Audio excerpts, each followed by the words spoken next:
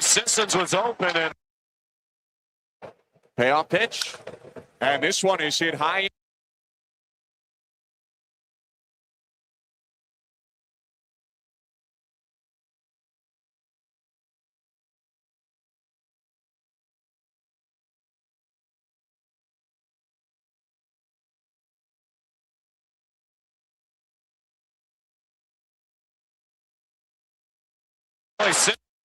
Well, he would have gone in, not get that puck first. He Sissons. He scores! Tomas Hertl! And it's 5-4 Vegas. Sissons was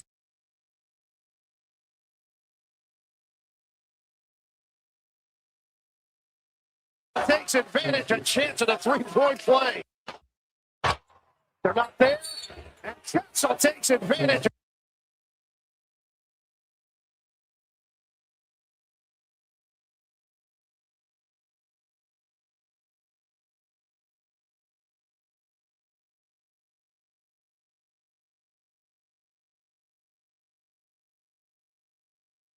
The Jason Gregor Show. Distance was open and Hertl missed him.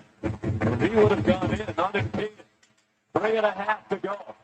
Hertl into the dot. The Sissons. Hertl. He scores! Tomas Hertl. And it's 5-4 Vegas. On Sports 1440. They're not there.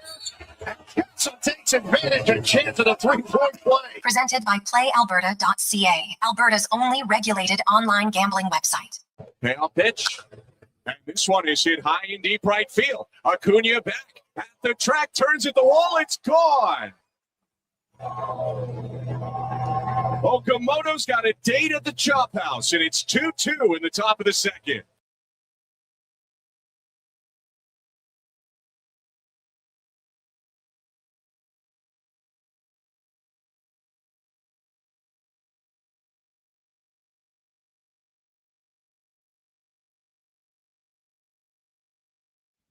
Well, a wonderful Wednesday afternoon. How are you? And welcome to the Jason Gregor Show on Sports 1440. Sports1440.ca, YouTube, Facebook, X, and Instagram. Thank you for listening.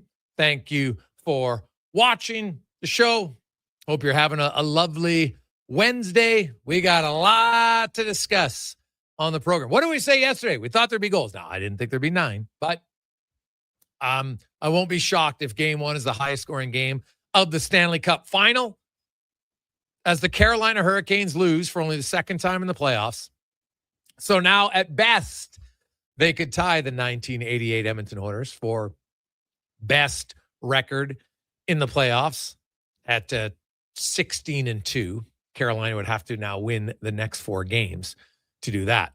So not an easy task.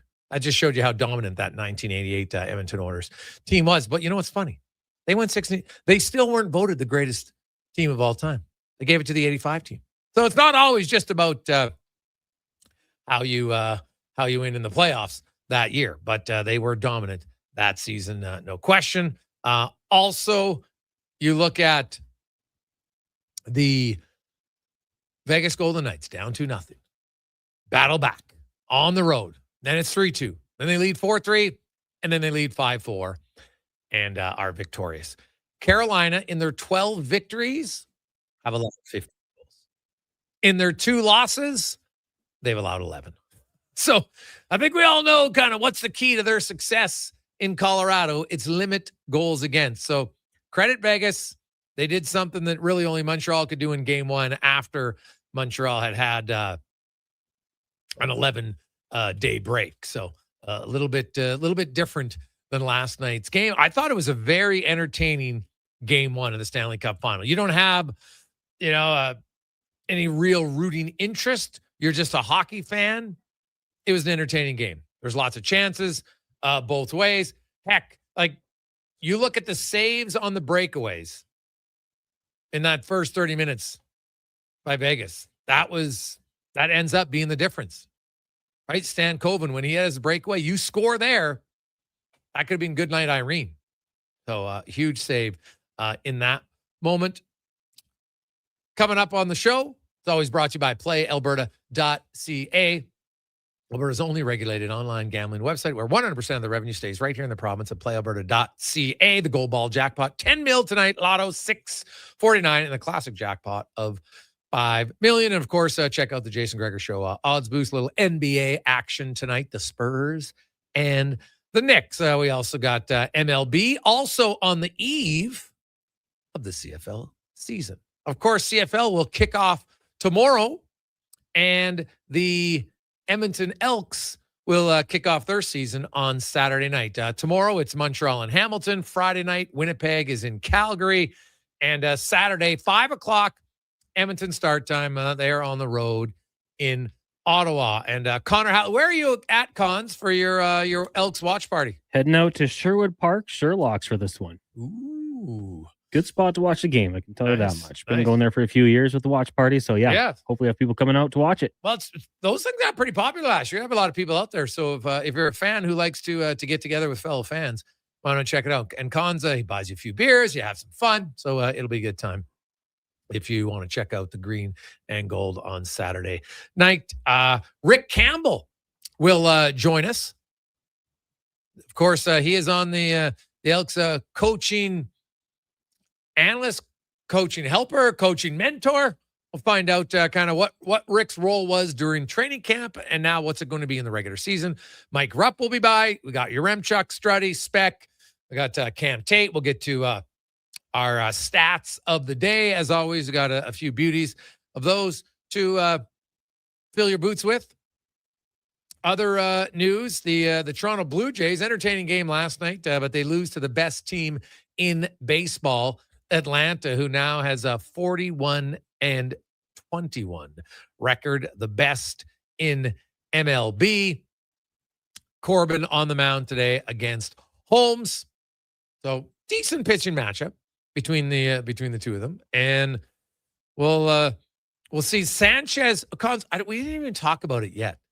But what did you make of that Sanchez play on the weekend when he was out in the outfield and a fan throws a ball, and I kind of thought it was, that he was paying attention, but I don't know, as a young kid, supposedly, like clearly had an arm on him. Was it like rookie of the year? What the hell's going on? But you have to have the perfect throw to hit the guy in the wrist, and Sanchez hasn't. But it looks like he might play today. It was a crazy one. Like, I saw people online, and we can't go with that for the fake outrage that people have going crazy with, but they're like, ban the kid. Oh, geez. It was a miscommunication. He thought he was playing a game of catch. Those things happen sometimes. So extremely unfortunate. Like you say, good reference as well. What an arm by the kid to do some damage. The accuracy was bang on as well. But I think that's just a funny story down the road, something you don't ever want to see happen, but it was an accident. I don't think we can get too mad about it. Not like this kid was just aiming. Like, if I hit him right in that exact spot, well, first I got to convince him to play catch with me or look in my direction. It was an accident. He'll be okay. Yeah. Well, it's still weird though. Like, very weird. Yeah. I don't think I've ever seen it, to be honest. I can't recall. Like, I know that's something to base, and it's good for the players to do it now during the middle of it. Now, I know that sometimes I've seen it happen actually during the changeover of an inning, right? Because you have two fielders, and sometimes the guy's like, you know what? Brings out a ball, plays catch. Usually, though, it's when you're at home, not on the road. That was the one little difference. I'm sure some road teams have done it, but it was still a little bit odd to see. And hopefully nothing serious. But that's a weird one. Why are you sitting out tonight? Well, he got hit by a baseball thrown by the fan. Pardon? No. That's what happened. That is a classic. And he was kicked out too, hey? Yeah. Oh well. I think the best case might just not to be interacting with fans playing catch. We've seen the worst case scenario happen with Josh Hamilton a few years ago. Maybe just cut that part out of it.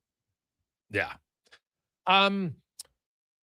Looking at the game last night between Vegas and Carolina, I think Carolina will, and Rod Brindamore, I always like Rod Brindamore's interviews because he doesn't pull any punches. He basically just said, hey, man, we made too many mistakes. They didn't play their game because their game is not the mistake. And the simple mistake was you look at the game-winning goal. Gostisbehere has his man and just gets beat to the middle of the ice. And normally they don't get beat on those plays. And that's how they lost, right? I give Vegas credit because Vegas can score. We said that coming in. Vegas has scored, I think, 4+ goals now in over half of their games in the playoffs. They can score. And that's key. But game 2, I sense, will probably be a little bit tighter. I don't think Carolina was in love with how many chances they gave out, but they created a lot too. They missed some really good opportunities. I mentioned the 2 breakaways. So I'm sure Vegas would like to say, hey, we gotta tighten up, defensively.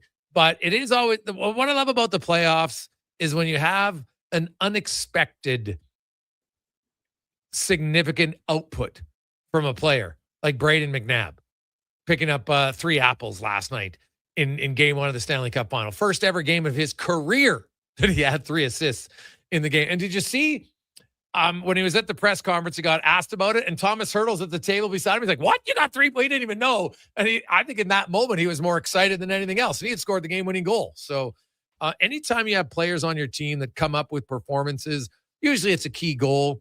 But in this case, 3 assists when you're not supposed to be that guy, that elevates your team even more. And that's, you look at the game 1 success, though, the Stanley Cup final cons. Oilers fans know it very well.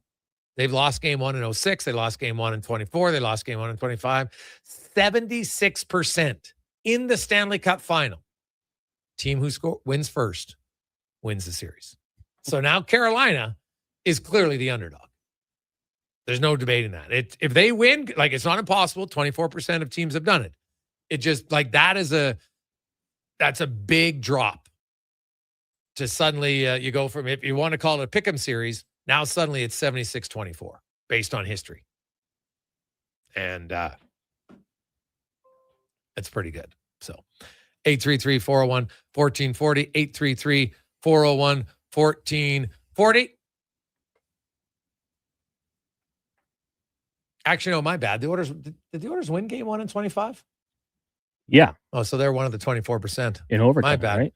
That's right. Yeah, nice goal. That's right. Good memory. For some reason, I thought they lost. Wasn't close after that. They lost 4-5. Yeah. Jeez. That's 7 in a row now for Vegas too, hey? Yeah. Like, they've been on a heck of a run. And like you said, McNabb, 3 assists. I think career high 22 in a full season. Yeah. Not his forte, but stepping up. Show up when it matters. 100%. Oh, like, and like in the room, you have some fun with your buddies. Hey, man, I just saved my assist for meaningful time. That's what I do. Can I just say one thing, though?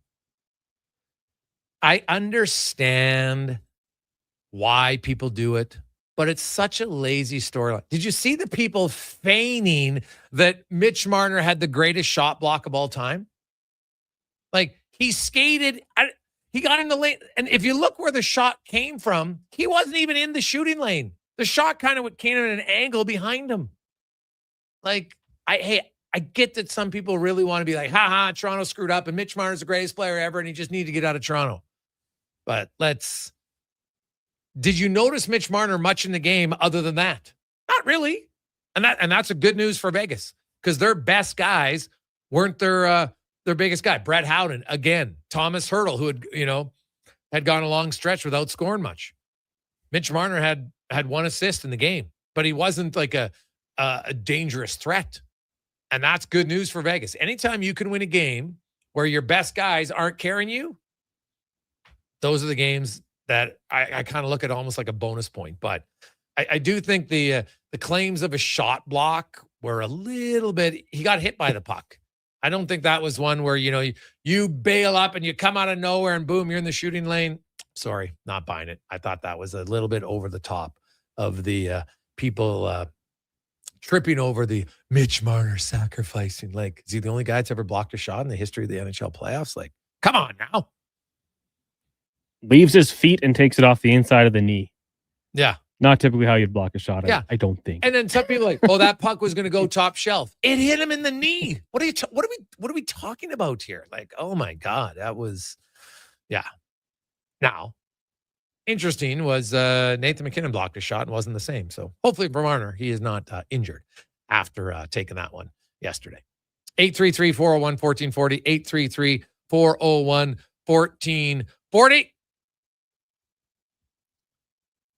Coming up, we're going to hear from Rick Campbell. I'm very curious kind of how this is going to play out during the season for the Edmonton. It's kind of like you have an additional coach on the staff, which is, to me, always a benefit. There's no way that that's a negative, right? Because Rick Campbell, he's their coaching analyst for the Green. And if you look at kind of where they're listed cons, if you go to the Elks webpage, it has head coach Mark Killam, then it has Maximic, Sherritt, and Rick Campbell on a line. Then you've got your O-line coach, your receivers coach, your DBs coach, special teams coach, and then defensive control coach, defensive analyst, etc. But I think Rick Campbell's going to have a significant input on how to help the coaches because he has tons of experience. I think he's never been an OC, and I think that might be it.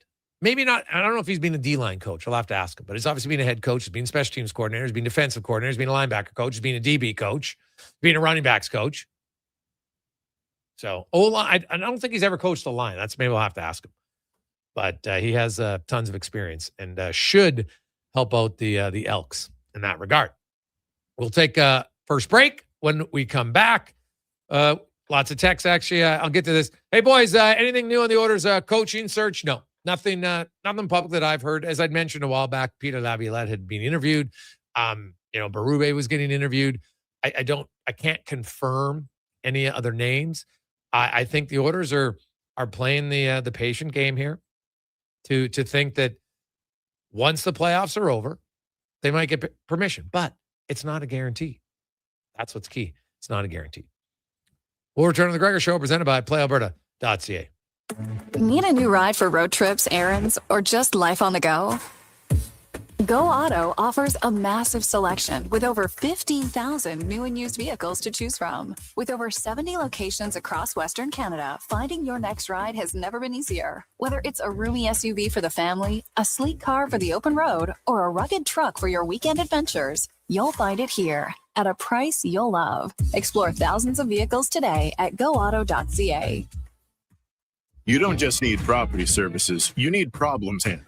HireGood provides cleanup, debris removal, site monitoring, and safety attendance across Edmonton. We reduce issues on your property, keep spaces safe, and take pressure off your team. We resolve real problems for businesses while creating real impact. Because our team is built on second chances, and they show up every day ready to prove it. Visit hiregood.ca or call and mention Jason Gregor for a first-time discount. HireGood. Stable jobs create stable lives. Our new McCafe crafted sodas just drinks or something more? Like Sprite Berry Bliss, Creamy Strawberry Coke, and Orange Dream. All swirled with fizzy flavor and topped with silky cold foam. Only at McDonald's. At participating McDonald's restaurants in Canada. Legacy Heating and Cooling is the #1 air conditioning install company for slushy lovers. Because while a slushy keeps you cool as an 80s song for a moment, AC from Legacy keeps you cold as ice all season long. A permanent full-body slushy sensation keeping you cold as ice with no payments and no interest for 1 year.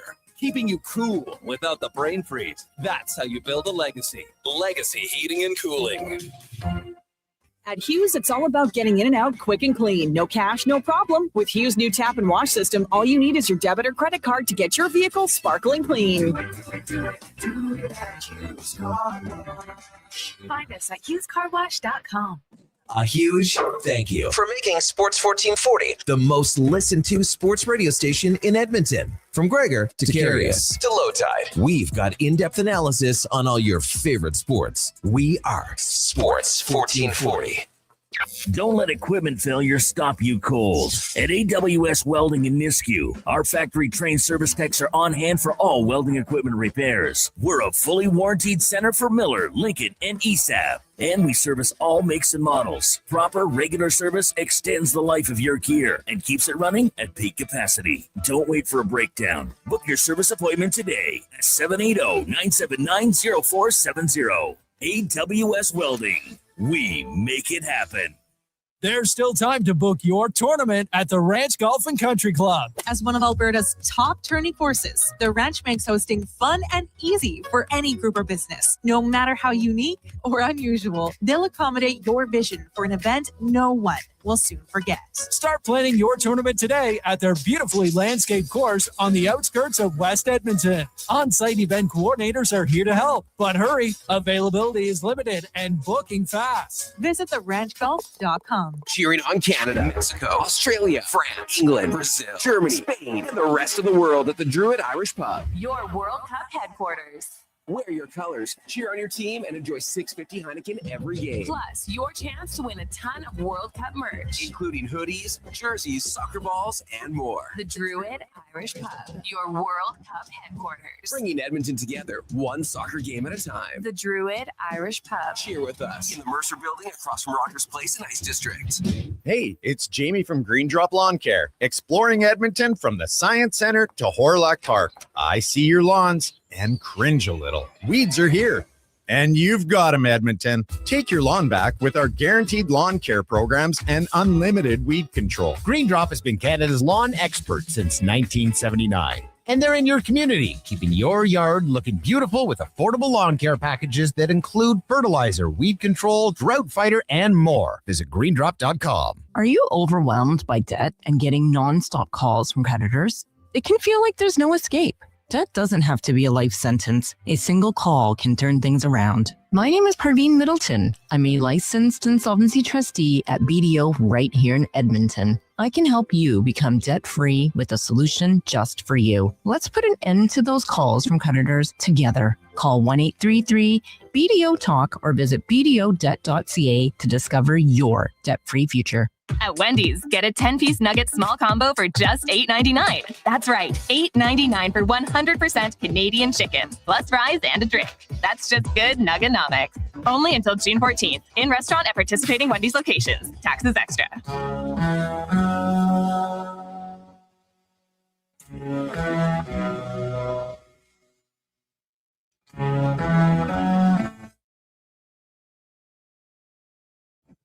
Portions of this hour brought to you by EWEL. Helping you finish your electrical project is their goal, from pot lights to electrical panels. The gear you need is at ewell.ca or in person at one of their Edmonton area locations. ewell.ca, your partners in power.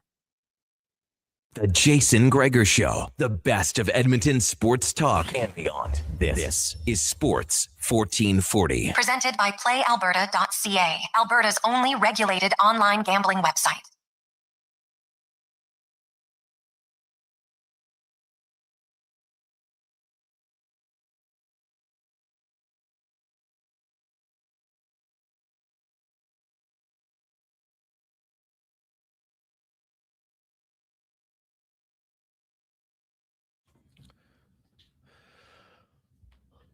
Wednesday afternoon, we continue on Sports 1440, sports1440.ca, YouTube, Facebook, X, and Instagram. As always, brought to you by PlayAlberta.ca, Alberta's only regulated online gambling website, where 100% of the revenue stays right here in the province at PlayAlberta.ca.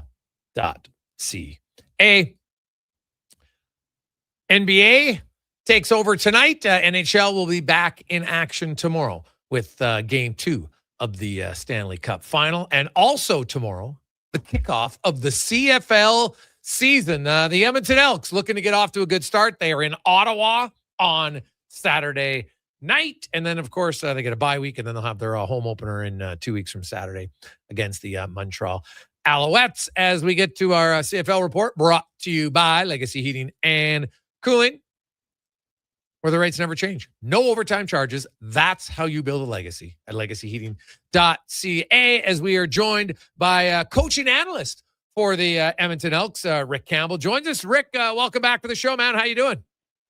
I'm good. How are you doing? I'm excellent. So take us through, Rick, kind of like your responsibilities through training camp. What was the main things that you were focused on?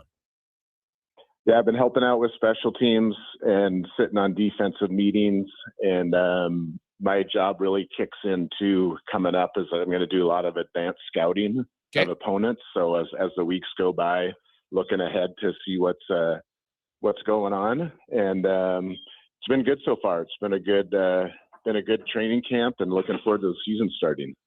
So you do it. Is it hard to do advanced scouting in week one? Like, do you take stuff out of preseason, or is that kind of a hit or miss? Sorry, just 1 second here. It is more difficult, just like you would think, because you don't have as much film on opponents. So you're starting, Otto's starting with a new coaching staff and some new players. So that does make it a little bit more challenging. But as the weeks go by and you get more film on people, obviously you get a better feel for what's going on with the teams in 2026.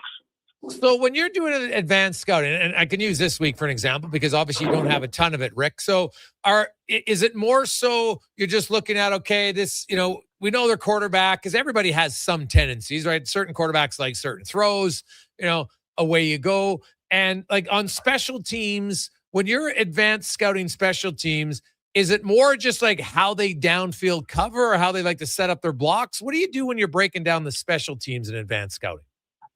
Yeah, so one is you want to anticipate who their players are going to be, who their specialists are. They have some new kickers there. I know some of those guys, who they are. So you're trying to get a beat on that, who their returner is going to be. They could have a new returner. And then they have a new special teams coach. So we actually look back at film from the past. So Jeff Reinbold's going to be their special teams coach. So we'll actually look at Hamilton film from a few years ago, with Dinwiddie being the head coach there. You'll look at Toronto film. So, there's always clues as far as of what coaches like to do. And then, just knowing players in the league and me being around, you can get an idea of, what to anticipate in week one. Everybody's going to have some new wrinkles from stuff they learned in the off season, but I think you can have some pretty good ideas. And the more homework you do, it pays off, that you do in the off season of just anticipating what's happening so that you can be on the ball as much as you can in week one. So Rick, you've coached now. I want to ask you this, O-line and D-line. Are those the only two positions you haven't coached in the CFL? And QBs, yeah. And QBs, yeah. Majority of my time I've been a defensive coordinator, yeah, a special teams coordinator, and then a head coach, for 11 years. And I spent 1 year on purpose before I became a head coach on offense in Calgary. I wanted to work with Dave Dickinson and John Huffnagel, guys that know what they're doing. And so I was able to do that, which made a big difference for me. And just wanted to have as much well-rounded knowledge as I could have. Yeah, because I think when you start, like you were a DB coach, I think of being a running backs coach, like position different coaches. So when you do your scouting, and how much of it is like, it's just sitting down, and when the games get going, will you be, conversing with JC or Maximic or Killam, just kind of on like in-game coaching stuff as well? Yeah, I'll be on the headsets, and I'm actually going to be in the press box, which will be new for me, but you can see way more what's going on up there. That's something else I've been doing with Mark Killam some, and is just on some of the new rules and kind of what to anticipate on that front. So Mark knows exactly what he's doing, but I know when I was a head coach, I'd always like to have a sounding board to be able to talk to someone. So definitely during the game, as far as strategy goes, and also communicating to special teams. And just because you can see stuff from upstairs as far as what's going on down on the field, it's much harder to see when you're at field level. So I'll be communicating with those guys. Okay. So knowing you were the head coach, you said you'd like to have the eye in the sky. Did you want your eye in the sky to tell you stuff or just answer your questions? Well, there's a way to go about it. You don't want to talk too much, and you just want to maybe talk to listen ahead a little bit. So a little bit of that, and but there's a way to go about it. Just when you're trying to do your job, you don't want to be talking to too much on the phone. So, but there's a way to go about it. The good news is I know Mark well, and we have a past relationship from coaching together in Calgary. So I think it's going to work. It's going to work pretty well. Rick Campbell joins us. So, Rick, obviously now you were in Ottawa, but it's been a few years, so I don't know. There's probably not much carryover, but in the CFL game, like there's not that many massive differences in what you're going to run offensively or defensively, is there? Not a ton. Once there's 90% of it's going to be stuff you've seen before, but like I said, people are going to have some wrinkles, and when you coach in this league long enough, you kind of learn what the coaches like to do. So like I said, this week, there's a lot of film being watched on Toronto, like I said, and on special teams on Hamilton, just because it's that's where those guys coached in the past. So it's kind of that chess game you're playing of trying to gain as much information as you can, when you're facing a new coaching staff in week one. From what you've seen through camp, what are you most excited about on the Elks this coming season?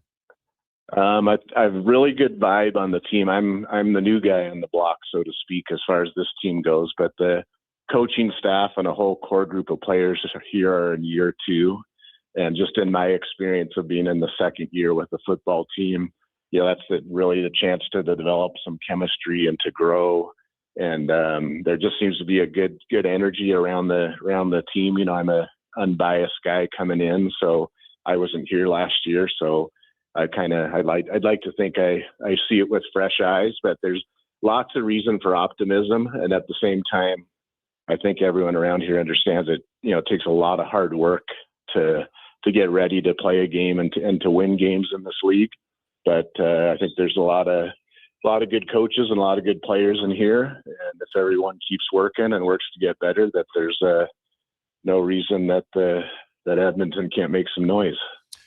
You look at winning is a cultural thing, and a lot of it is making the right plays at the right time, at key moments in a game, Rick. And you can learn to win. I think for some, you kind of learn to lose. You don't do it on purpose, but you have some teams they make the wrong plays at the right time. What do you feel is key to start to build a winning culture?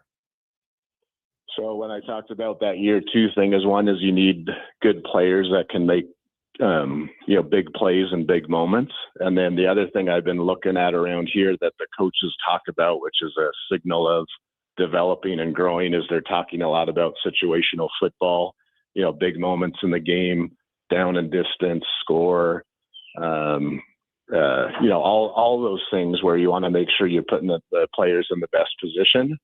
And so there's been a lot of those conversations going on, which, like I said, is a sign of people that have been together where you're developing that chemistry, all those things. So, it's a combination of players making the plays and the coaches putting them in as good a spot as they can to make them in the big moments. They always talk about in football, it comes down to, 5 or 6, plays that swing the game, but you never know when those plays are coming. So you need to be ready for all of them.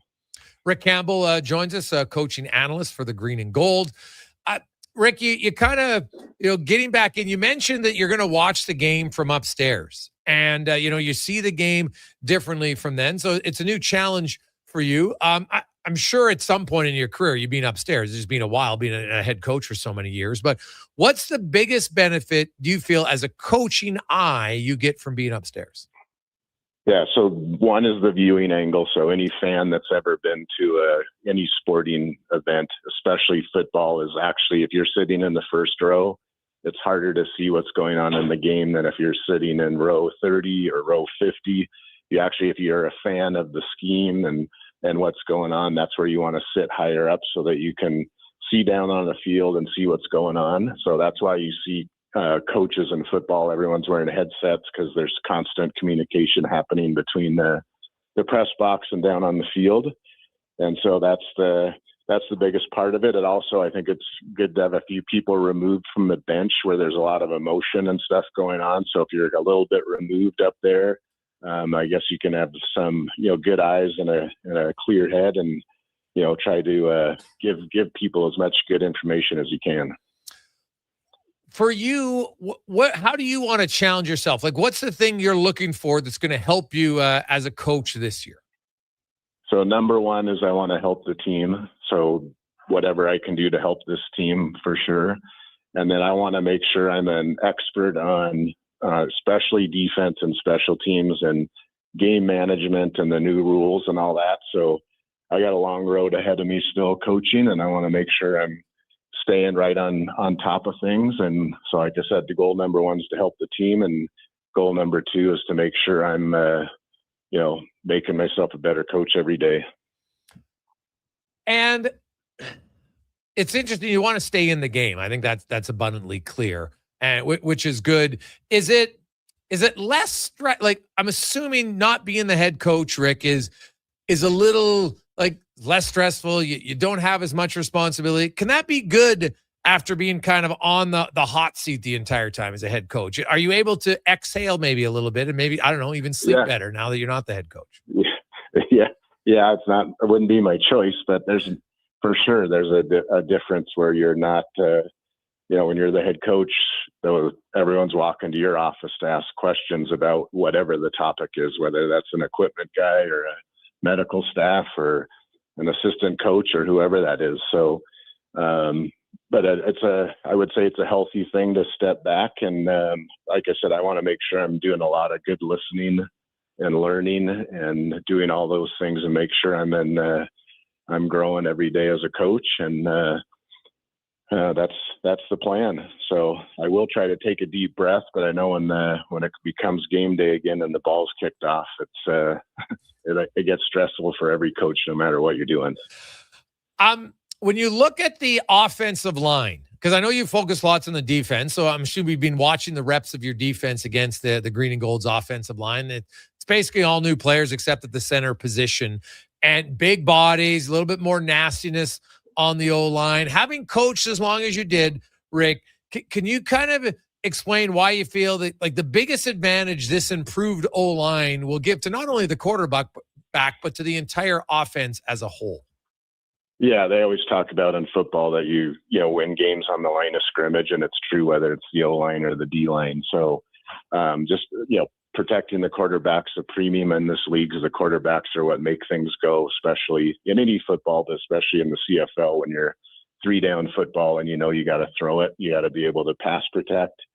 So that's a huge part of it. And then, being able to run the ball when you need to is a key to it too. So the O-liners are not always the guys that are on the front page of the paper or, getting all the headlines, but obviously hugely important part of the team for sure. Rick, always good to catch up with you. From the defensive side, because I know you focus on that a lot, one last one. What do you feel is going to be the biggest strength for Elks fans to notice about the defense this coming season? Like I said, I'm the new guy in the block. So the thing I'm excited about just watching the defensive guys is they have a coaching staff that's been together for a year.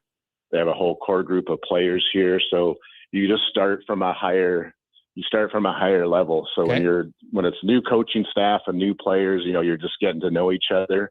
But like I said, when the conversations in training camp are about situational football and about, the details, trying to iron all those things out, you're headed in the right direction.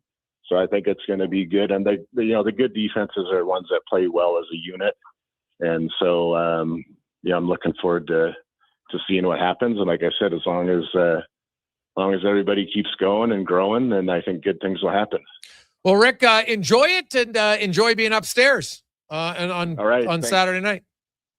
All right. Thanks for the time. You betcha. That's Rick Campbell, coaching analyst for the Green and Gold. I think that's a great hire for the team. You got a guy with a boatload of experience who understands, Rick doesn't have a personality of being overbearing or trying to step outside of what his role is going to be.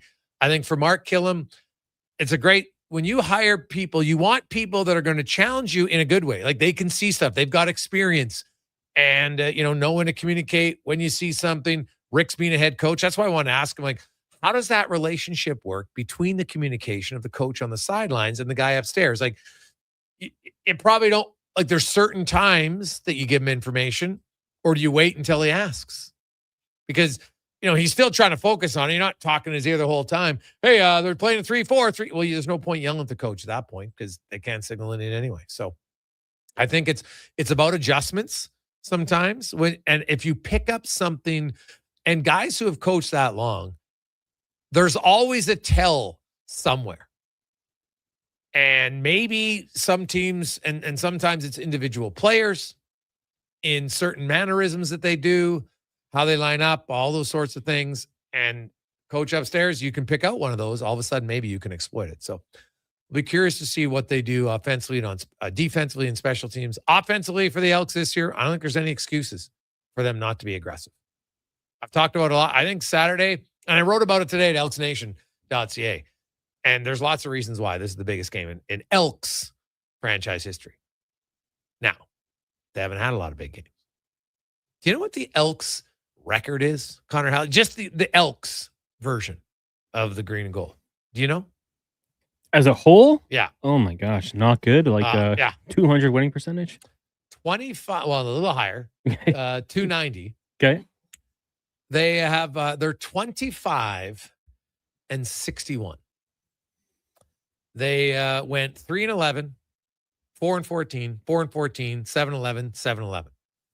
So, one hand you can say, wow, that's brutal. But there is slow progress, albeit way too slow. But 3-11, then they went 4-14, 4-14, 7-11, 7-11. I know David Sanchez said he doesn't think the green and gold have improved. And I'm kind of like, well, that's an interesting one. All you got to do is just look at their O-line. How can you tell me their O-line isn't better than last year? It's way better. Now, that doesn't make them the star of the West. But if your O-line's better, I think your offense could be better. Where did they get worse? That's the only. That's what I would say. Well, yeah, like you have, as Rick said, and he would know, continuity in coaching matters. So everybody knows it now. Your defense returns all your secondary guys, right? It returns your linebacking core with Mogensen, who played last year. So you kind of have 4 guys who played in your linebacking core. You look at your D. Now, there are some new guys in the D-line, but the D-line didn't get after the football last year. Who'd they bring in? Malik Carney. He gets after the quarterback. So I don't see how I can say they're deep. Now, I will say the injury to Brandon Bowman, that's not good on the number 4 on the D-line. That's terrible news with the Achilles, right? But like Robbie Smith was hurt basically last year. Serezna did very little. Brinkman didn't do a whole bunch. Like their D-line didn't do very much last year. I would think they'll be better because it's going to be hard to be less after the quarterback than they were last year. And then on the offensive side, the O-line's way better. Running back, there's no way the ranking's any worse. It'll be hard to be better because he was really good. Receiving core, I think it's better. From the Mac is a go-to guy now, and he's not an elite receiver for me. That's like my expectations of Mac are maybe different than others. Cons, like, he had one great year.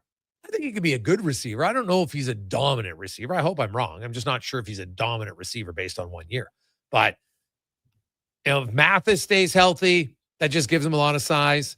I really liked the development last year of Keon. I think that helped in the receiving core. Robustelli, good receiver. Luther is the great unknown on the receiving core. Their kickers, they had the best punter in the league last year. I don't see any reason why he's not going to be good this year. Blanchard had a little bit of a slower start, but got pretty good as a place kicker. He should be fine. Leaks, to me, my question more is the coaching staff going to start the season aggressively? That's the big one for me, Cons, especially on the offensive side of the ball. So, but I agree with you. I think that's a fair point. Where they get worse. Yeah. And the last few years, the starts have been what have crushed them. Like they've had those winning streaks kind of midway through the season.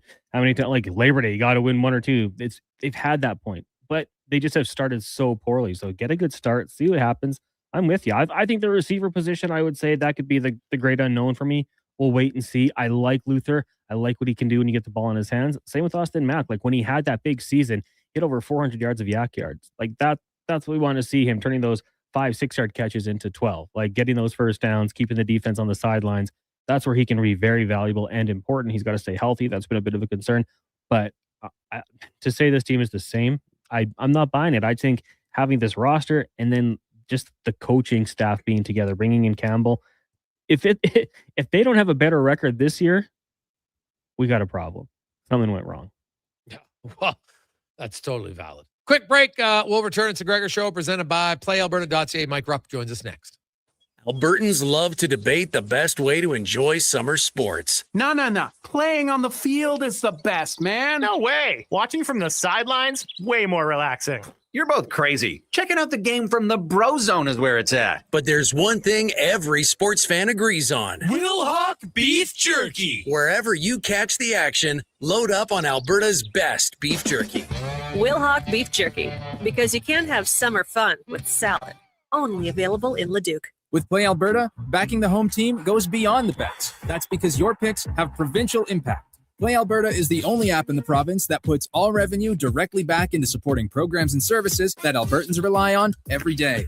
By investing in the General Revenue Fund, every play, bet, and buy made on Play Alberta helps make a difference across the province. Visit playalberta.ca/Gregor to learn more. That's playalberta.ca/Gregor. Must be 18 plus to play. If you gamble, use your game sense. The job isn't done until the last load is hauled, and having a semi-trailer out of commission is not an option. Whether replacing or adding to your convoy, Edmonton Trailer has a huge inventory of new and used semi-trailers, trusted by the gravel, logging, oil field, fluids, and freight industries. Find a trailer right for you online or at one of their 3 locations. For sales, service, parts, rental, and finance, when you're in it for the long haul, Edmonton Trailer. The Brick is thrilled to introduce the new exclusive Shaquille O'Neal home lineup of furniture. Each piece features premium Shaq-beaded memory foam for exceptional comfort, made to be lived in and loved for years. Each piece is built on a strong hardwood frame, offering sturdy comfort day after day. Head to any Brick location and snap a photo with Shaquille O'Neal. A life-size Shaq is waiting in store. Scan the QR code and upload your pic for a chance to win one of 4 Shaquille O'Neal home pieces.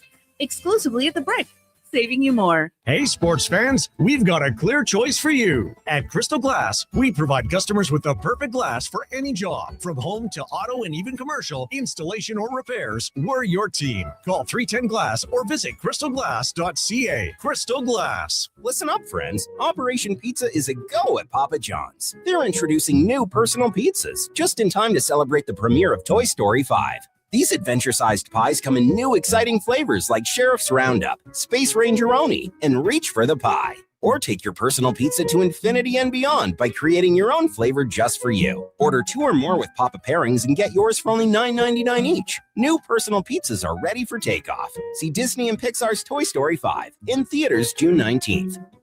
It doesn't start on game day. It starts before kickoff, before the first snap. It starts with you locking in your season seats. This is Edmonton Elks football. The only way to experience it is being there for every hit, catch, and touchdown. The Elks home opener kicks off June 20th against Montreal. Your season seats are your way in. Get yours now at goelks.com/season seats. Edmonton Elks, our city, our year. We just dropped a massive payload at NISQ 4.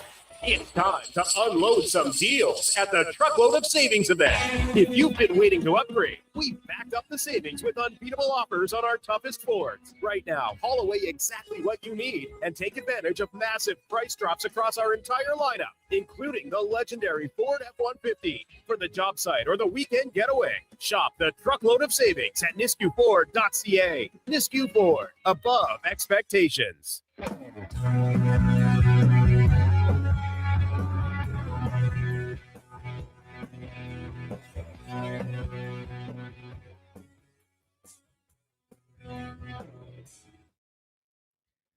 Portions of this hour brought to you by Sherbrooke Liquor, the best place for wine, cocktails, and beers from all over the world. Also, a variety of excellent non-alcoholic options. See more at SherbrookeLiquor.com.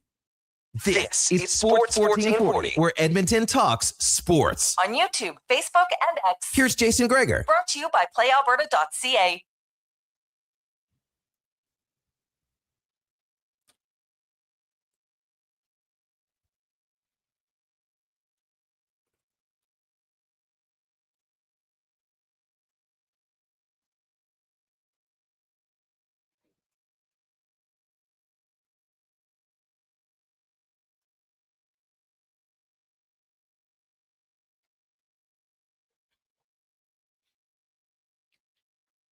.247, welcome back. Jason Gregor, Connor Hanley, Sports 1440. Sports 1440.ca. YouTube, Facebook, X, and Instagram. Thanks for listening. Thanks for watching the show. Unfortunate day for Felix as he loses in the quarterfinals of the French Open. It was set up for him, man. But, geez, all the big dogs. Zverev is the top seed left, I think, 3rd overall, right? I think that's it, Cons. Yeah. Like, even on the women's side, big seeds are out too. So it has been it's been the tourney of upsets. And either way, on the women's side on Saturday and the men's side on Sunday, a first-time winner will be announced across the board at the French Open. So now let's go around the NHL, brought to you by McDonald's. Stop in. Oh, rain stopped. You're feeling better. You can sip on a refreshing small fountain drink or a small iced coffee for only $1 all summer long, only at McDonald's. As Mike Rupp, Stanley Cup winner, Game 7 hero, analyst on the NHL Network, and my co-host on the DFO Rundown podcast, joins us. Rupper, good afternoon. How you doing, my man? What's up, Greg? How you doing, buddy? I'm pretty good. I'll say this. Game 1, you can't ask for much more entertainment in that game. I thought it would be the highest scoring game of the series, and with 9 goals, it might turn out to be like that. I hope I'm wrong. I love offense, but like it was, the one thing, Rupper, when you watch that game and then you listen to Rod Brindamore today, like doesn't pull any punches. There's lots of part of his team's game he didn't like defensively.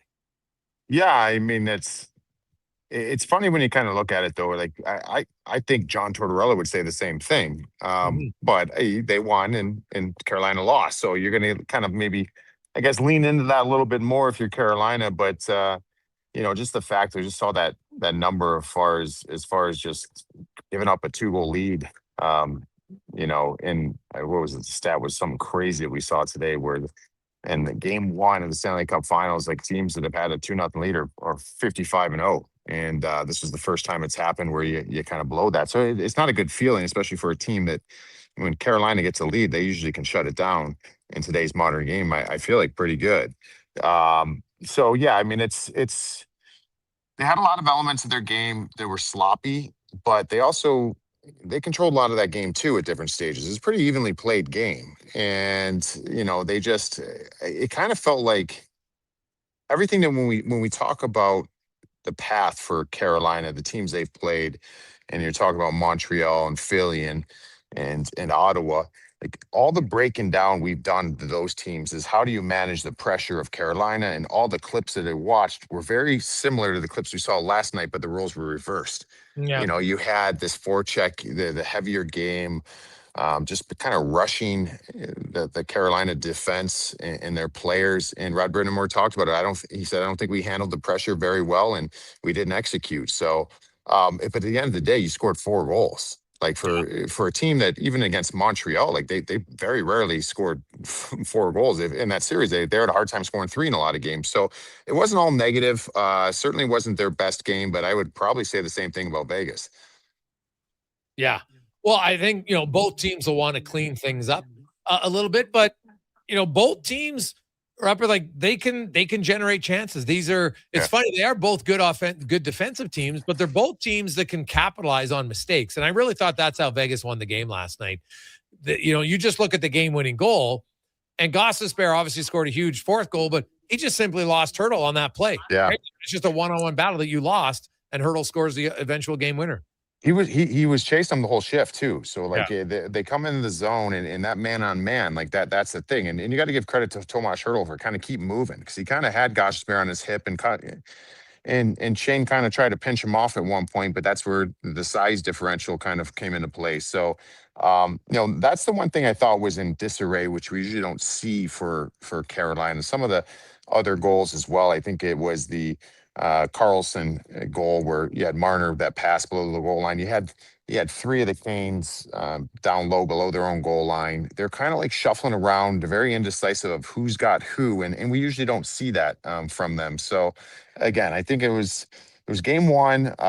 There's better decision making to be had, but there's some kind of brain farts, if you want to say, in the game, and a lot of it was their defensemen. They were getting rushed, or in this case, like you mentioned with Gostisbehere, just being a step behind. Yeah, and so you look at it, and we see Carolina. We saw the rebound in the first series against Montreal, but Rupper, it's the Stanley Cup final, and you played in it. It's different, and historically, now Edmonton did win game 1 last year and then lost. So you can lose game 1 and come back and win, but it's pretty rare, right? Like 24% of the time you do. And so Carolina, and they're at home and they lost game 1. So the odds are even actually lower for them to come back in the series. But it could be a long series. But game 2 now becomes almost a must-win game for Carolina. That's why there's so much more pressure suddenly on them. Yeah, I mean, there's a ton of pressure. Obviously, you can't go down 0-2, or you don't feel very good about that, especially on home ice. But Rod Brittamore kind of touched on it last night too. And I like listening to him speak because he doesn't pull any punches. Like he just states, he kind of like not overly, wasn't too abrasive with it, but he basically said he needs more from that top line. Like I just don't think that they're going to be able to win the cup if that Jarvis, Svechnikov and Aho line isn't generating. And then you can kind of sit there and think, we were looking at it today, can you change lines? No, I don't think you can. Like I don't think there's a shakeup because those other 3 lines have been so good. Those other 3 lines underlying numbers were awesome in last night's game. I mean, you're not going to touch the Stankoven line. You're not going to touch the Stahl line.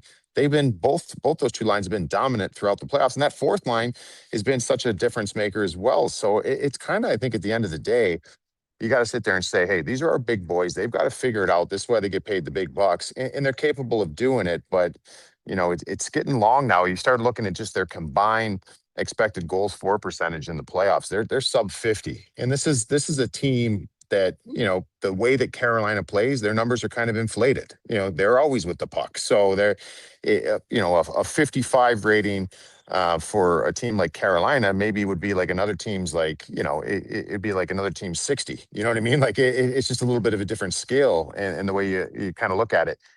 Them not controlling play in the path that they've had it's alarming. And I just don't think Carolina is going to be able to win this cup if that line doesn't get going. Yeah, no, that's totally fair. Mike Rupp joins us. When you look at Vegas and, you get down 2-0, you're on the road, and heck, it could have been 3-0. That, like, you look back in the game, the breakaway save on Stankoven might have won them the game. Yeah. Yeah, I mean, how about the breakaways in general, though? There's just too much. I mean, too many odd man rushes or breakaways early on in that first period. Like, that's one thing that kind of going into, we talked about that with Carolina. It's so funny how many similarities. I guess I didn't realize it. I mean, certain things, the way they defend, the way their special teams are, like you knew that they are similar in some ways, but just storylines going through the playoffs in the Eastern Conference, Western Conference.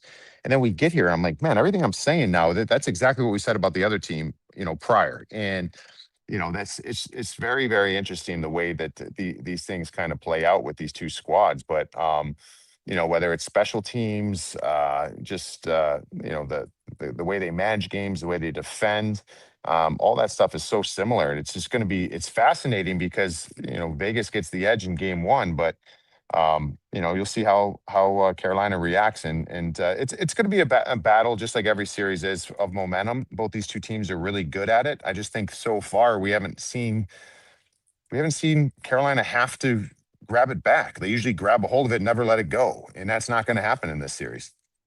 Mike Rupp joins us. Mike, when you're in the building, you can always see things a little bit different than when you're watching at home, right? They're just like, there's nuances of the game. I know you watched them. Is there anything that stood out for you in the game that caught your eye last night? So it's a really interesting thing. I don't know if you caught it post game. There was the penalty kill where Brett Howden breaks his stick.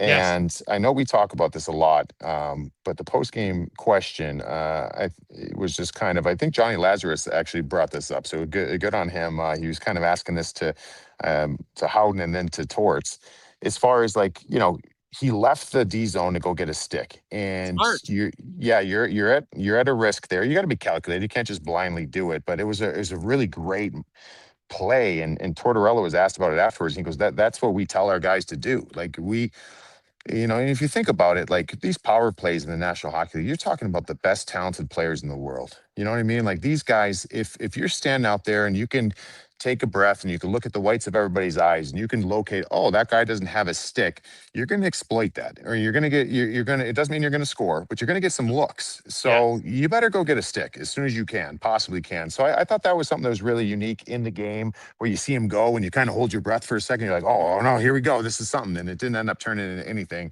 So I give them credit for kind of having those things in place. I think it's a brilliant move.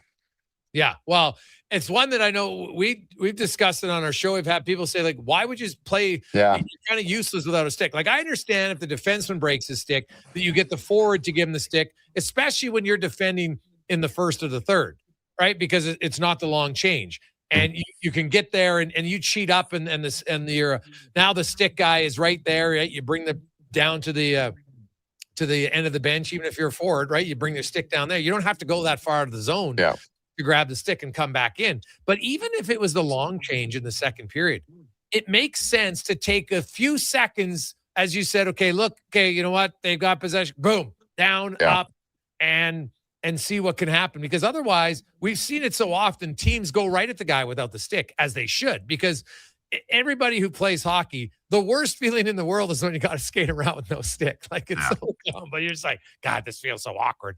I don't like it. You're really kind of useless. Like you might get your hands on a guy here or there, but the odds, and the common sense tells you those few seconds are better than you just being useless for 25 seconds. Yeah. I mean, even think about it. So say you guys play it great and you don't have a stick and you get an opportunity to clear, how hard it is. And we see, I mean, it's a comedy sketch. Sometimes you see guys trying to kick it out of the zone. They're trying to pick it up and throw it almost out of the zone. Like, it's just, you get a chance, and it's communication. Everybody else on the ice recognizing too, hey, I might go pressure in the corner here. This guy shows his numbers. I'm just going to go dummy this puck in the corner, buy you a couple seconds. But then, Brett Howden also mentioned that the entire bench, he's watching the play. The entire bench, they passed the stick down, got it as close to in zone as they can. And they were yelling, screaming, it's here, it's here. When you want it, it's here. I love that type of communication. Yes, it's very true. So, Mike Rupp joins us. One last one for you, Rupper, as we're down to two teams, and we know that Nashville's got their new general manager. The Montreal Canadiens, now that their season is over, and you're able to exhale and breathe and look at their team, and I know everyone's like, oh, they were tired. I'm sorry, I just get tired of the tired excuse, because if you get tired by having to play 14 games, then you're never going to win a cup, because it's a longer battle. Like, hey, you know what? Carolina, sure, they had more rest, but Montreal didn't lose that series because they were tired. Patrick Laine said that, hey, you know what? I wasn't that hurt. He now qualifies for a bonus-laden contract if somebody wants to give it to him.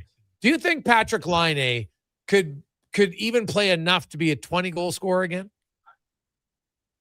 It's tough, because the thing with Patrick Laine, remember when he went to Montreal, everything he was touching was golden on the power play. He was scoring, it seemed like every single night. He just, the problem is he just doesn't have enough elements of his game. So when he's cooking it, when you're getting a goal every night from him on the power play, you can live with whatever else. Like, if any player is going to give you, if you're going to be cooking at maybe not even every night, if you're going to be operating on a 50-60 goal rate, it doesn't matter what you do around the ice anywhere else. Like, that's enough. But the problem is that as soon as there's a cold spell of 3 games, he's not giving you anything. You don't really have anything else going. He's not a forechecker.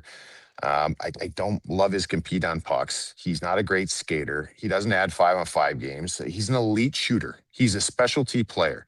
So, I mean, I think at this stage of the game, how long he's been in the league, like, that seems to be him. Now, is it worth taking a chance? Yeah, because the one thing he does is really hard to do in this world is score goals. So, I think he has to be on a team that's very well insulated. I think he has to accept a certain type of role. It has to be a bonus-laden contract, like you mentioned. I would be interested in giving him a shot there, but I also would love to have a conversation and find out where he's at and where he wants to go with this, because it's not going to be, he has not worked out in places. It hasn't been because of bad situations. I think it's the player not giving enough. And that to me is not going to be corrected by going to a new team. Yeah. Wow.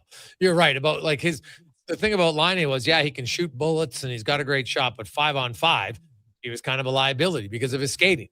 And so hold on. Let me throw something else out there. So, and this is going to go to, we're going to talk about the best goal scorer to ever play the game in Ovi. Okay. Early Ovi scoring goals. He scored goals his entire career. but he used to hit like a truck. So he had those other elements. So if there's any cold streak, at least you had that. But I will say, like in the later years, if you start looking at some of the models and how players, what they bring to the team, whether it's points, whether it's, gameplay, all the different underlying numbers, Ovi doesn't really bring much. But the thing is, he still scores 30 goals. And that's like a bad year. You know what I mean? So, like, at the end of the day, you can say what you want. Like, Alex Ovechkin does not really affect a game in a positive way if he's not scoring. He's not really hitting as much as he used to. But he also still can score 18 goals in 20 games. And, if Patrick Laine can get to a level of doing that, you could live with it. But I don't know if he's going to be able to do that, especially 5-on-5. Yeah, like Ovi was still top. He scored 32 goals this past year, which still puts him in, I think it's tied for 32nd. In the NHL, which is basically, like a top line guy as a goal goes, right? Like he's not a dominant player because you're right. Like, Ovi for the first 15 years of his career was almost like a unicorn in the NHL. There wasn't guys who scored like that and hit like that. Like it was, I remember talking to, Struddy joked about it. He's like, man, usually when you're like, okay, you got the skill guy, I just got to worry about him not embarrassing me. Ovi was different. It's like, I got to worry about him running me through the glass because he was bigger than most defensemen. Yeah, hardest hit I ever took in my career, Alex Ovechkin. I'm 6'5", played at 240. He saw me coming, I saw him coming, and I thought, here we go. I'm gonna take a lick at the one of the best players in the world.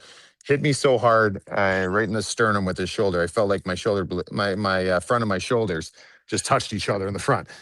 I'm like, and I remember I got the wind knocked out of me. I was like almost embarrassed too. I'm like, because that's an area like I would like to think I should be able to be better than Ovi. And the one thing in this world of hockey that I could do better than him, he conquered me in that too. So he was a special one.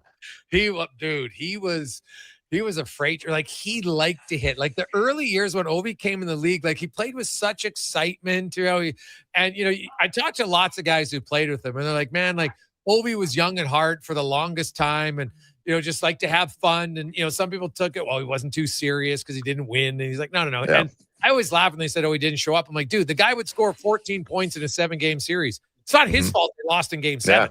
Yeah, right? Like, give me a break. But he was. God, he railroaded a lot of guys. I might have to go look up that hit, Rupper. Send it to me. Send it to me if you find it, because I may have had some snot bubbles coming out of my nose on that one too.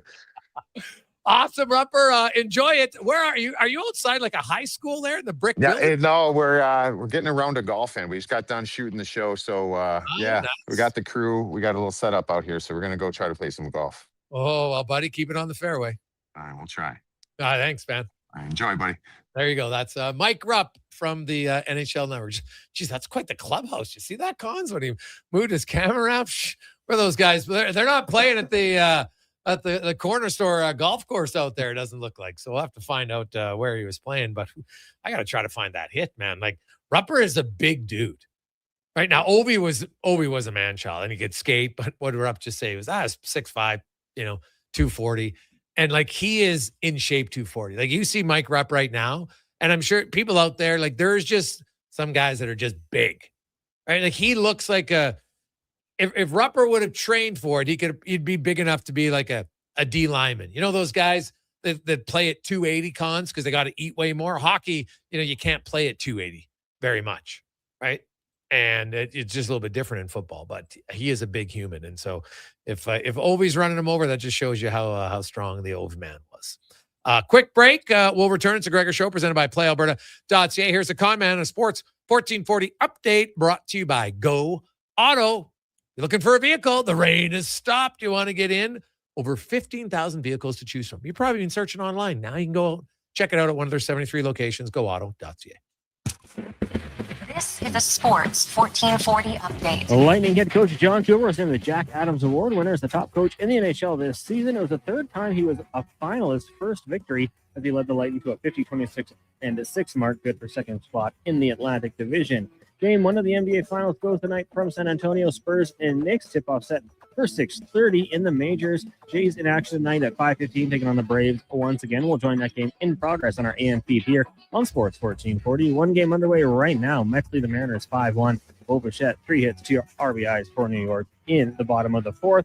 Later on tonight, you got the Guardians and the Yankees. Brewers host the Giants. Athletics get the Cubs. Angels, Rockies, and the Dodgers meet the Diamondbacks. Finals from earlier today had the White Sox flanking the Twins 8-0. Rays falling at home to the Tigers 7-2. And it was the Marlins over the Nationals by a score of 4-1. The Riverhawks on the road again tonight in Victoria, taking on the Harbor Cats. First pitch, 7:35. Canada's Felix Auger-Aliassime run at Roland Garros has come to an end as he suffered a 4-set loss to Italy's Flavio Cavoli in the quarterfinals. And in the WNBA, Toronto taking on the Liberty, tip-off 5:30. Coming up in hour 2 of the Jason Gregor Show, we'll be joined by Tyler Yaremchuk from Oilers Nation and Daily Faceoff. I'm Connor Halley. This has been a Sports 1440 update. This is Sports 1440, a Stingray radio station broadcasting on Treaty 6 territory. Download the free iHeartRadio app and listen to CKJR wherever you go. And now Action Electrical's testing team is on defense duty. They're the guardians of safety and compliance, a critical part of any lineup. Precisely. They perform rigorous safety and compliance testing for commercial operations. Think of them as the referees, ensuring everything is up to standard before disaster strikes. Their preventative plays are legendary. Spotting faults early. Hire the Action Electrical team to bring home a win for your project. Visit actionelectrical.net. Whether you're a craft beer connoisseur or more of a wine aficionado, there's always something new to discover at Sherbrooke Liquor, a unique family-owned independent liquor store. The selection, incredible. The non-alcohol section is also very impressive. Sherbrooke Liquor, expert, knowledgeable staff with a passion for unique finds. More than just a liquor store, we're a community. Alberta's best, the one and only Sherbrooke Liquor. Wine, spirits, and oodles of beer. Visit SherbrookeLiquor.com. Say hello to your new favorite drinks. Introducing new McCafe Refreshers. Icy cool, undeniably refreshing, and available in 3 flavors. Strawberry watermelon, mango pineapple, and blackberry passion fruit. Only at McDonald's. Your all-access pass to the world of sports is Edmonton's only sports radio station. From pre- and post-game hockey shows to in-depth analysis from your favorite commentators, the action never stops on Sports 1440. Come for Canada's largest trade shows, the biggest names in entertainment, exhilarating sporting events, and more. And stay for the experience at the Edmonton Expo Centre. Looking for the perfect place to host your next big event? From trade shows to galas, meetings, and concerts, the Edmonton Expo Centre has the space, event expertise, and service to make your next event unforgettable. With over 522,000 square feet of flexible event space, in-house catering, and operational expertise, they bring your biggest vision to life. Learn more at EdmontonExpoCenter.com today. Scott McGilvery here, HGTV host and renovation expert. The one upgrade I know homeowners will love: better, fresher Culligan water straight from the tap. Culligan's Aquasential reverse osmosis filtration system takes your water to the next level. With up to 7 stages of filtration and 14 filter options, they're certified to reduce over 90 contaminants. Your tap water is about to get a major upgrade: safer water that tastes great. Get started with a free in-home water test at Culligan.com. Culligan, water you love. Shoulder pain. It can make even the simplest things like reaching up, lifting a bag, brushing your teeth, or sleeping frustrating. Rotator cuff strains, impingement, arthritis, they're some of the most common issues we treat every day. I'm Grant Fedoruk, and at Leading Edge Physio, our team brings postgraduate training, evidence-based technology, and just the right amount of humor and humility to help you feel better. Because we never forget the most important part, the gratitude we feel for every patient who allows us the opportunity to care for them. Because life shouldn't hurt. When it does, leadingedgephysio.com. For over 60 years, the folks at Diablo Boots have been selling the best Canadian-made boots. Handcrafted in Winnipeg, Canada West makes the best quality cowboy, biker, and work boots for Diablo Boots with replaceable soles and heels. Why buy cheaper quality like Area Adjusted and Red Wing made in China when Canadian-made is better? Support Canada's workers and Diablo Boots for the best boots. So save on boots by Save On Foods. That's Diablo Boots, 3340 Gateway Boulevard on the east side of Save On Foods. Canada West and Diablo Boots, the 2 best names in the boots business.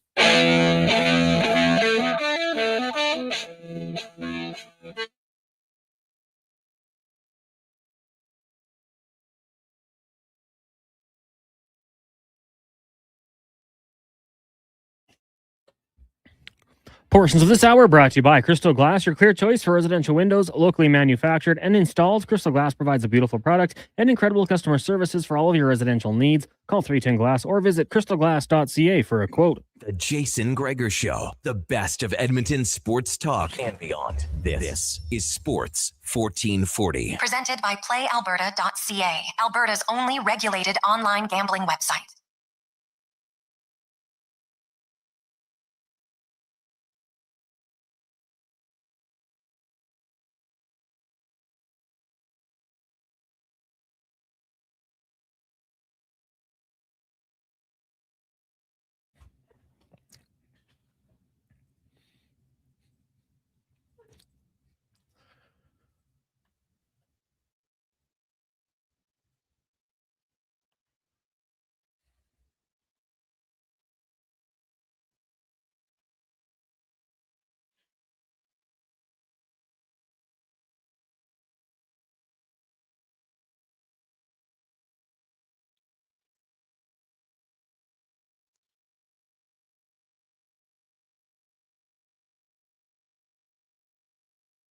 We roll through. Welcome back, Jason Gregor, Connor Hanley, Sports 1440, sports1440.ca, YouTube, Facebook, X, Instagram. Thanks for listening. Thanks for watching the show. Hope you are having a lovely Wednesday afternoon.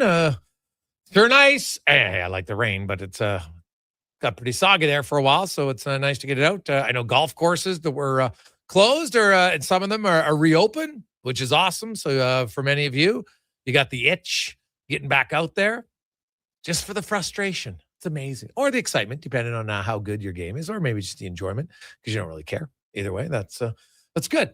833-401-1440, 833-401-1440. The Gregor Show presented by PlayAlberta.ca. Remember, if you do gamble, use your game sense. Go to GameSenseAB.ca, and they can help you ensure that you stay within your limits. Now, we got lots of texts to get to. Yaremchuk's going to join us in a second. Hey, Gregor, do you think this COSA talk has some legs? I don't see why it's not happening from Gordy. Well, a few things here. You know, you look at Detroit, and if I look at their situation as a team, and I know they got young Augustine coming out of college this year, right? And you've got John Gibson signed as your starting goaltender. Why can't Kosa just be your backup and Augustine is in the minors? Why? If you think Kosa's that good, because right now, if you trade him, I don't know how much trade value he has. Like, yes, he was a first-round pick a few years ago, but he's a first-round pick who still hasn't played in the NHL. I don't know how good he's going to be in the NHL. Now, it would basically be a projection to think what he'd do, right? Like, he's played one NHL game. And he's had good numbers in the American League. Right? 913, 911, 915. His save percentage, pretty consistent over 3 years. Right? Can't get much more consistent than that, honestly. It's pretty close. But it's the AHL. And, his goals against average, again, very consistent. 2.41, 2.45, 2.33. So, like, if you're Edmonton, sure, you could go out and acquire Kosa, but you still need a third goalie. Because what if, as the young goalie, he struggles? Then what do? Who's your backup? You're just going to keep going to him? So, you could go out and acquire Kosa. What's the cost going to be, number one? It all depends. Like, and we got Kevin Woodley next week because we're breaking down some of the younger goalies. And Kevin's being the first one, and that's Kevin's job. He studies all the goalies, does tons of analysis. I'm not sure there's a goalie guy out there in the media world who does more on specific goalies in Woodley. And he even says, he goes, man, like, you're projecting it, but you don't really know. And so if I'm Detroit, if I'm not, like, maybe he's going to be really good. And so we have him, and then we have Trey Augustine. Well, Augustine has to play, I would think, in the American League. You don't have to rush him. Let him play. And then Kosa can be your backup in Detroit. Maybe he plays 25. Maybe he plays 30 games. Depends how he plays. So I don't know if Detroit has to trade him. I get why a lot of people in Edmonton want him. I totally understand it. I'm just not sold that Detroit is in like a rush to have to deal him. Yeah, like I heard, he's not happy. But why wouldn't he be happy now? You've got Augustine's coming, but you got John Gibson. So he's your veteran starter. And if you're a young goalie, you want a veteran starter. Can help you with a lot of just the mental part of the game and everything else. And by the way, John Gibson's in the final year of his deal. Now, he's only 32, so he's not old. But let's say Kosa comes in and plays great and Augustine plays great in the minors. Maybe Detroit says, well, geez, maybe we'll go with both young guys. I just don't think they're in a rush to trade him. I don't see why they'd have to be. Like, if I'm Detroit, man, I am focused on other things. Like, my starting goalie was good last year. I think I got Kosa. Now, maybe they want a veteran too. I don't know. But as a backup, I guess that's the only reason why they trade him.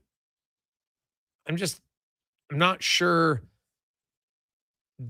why now is the time to do it. Right?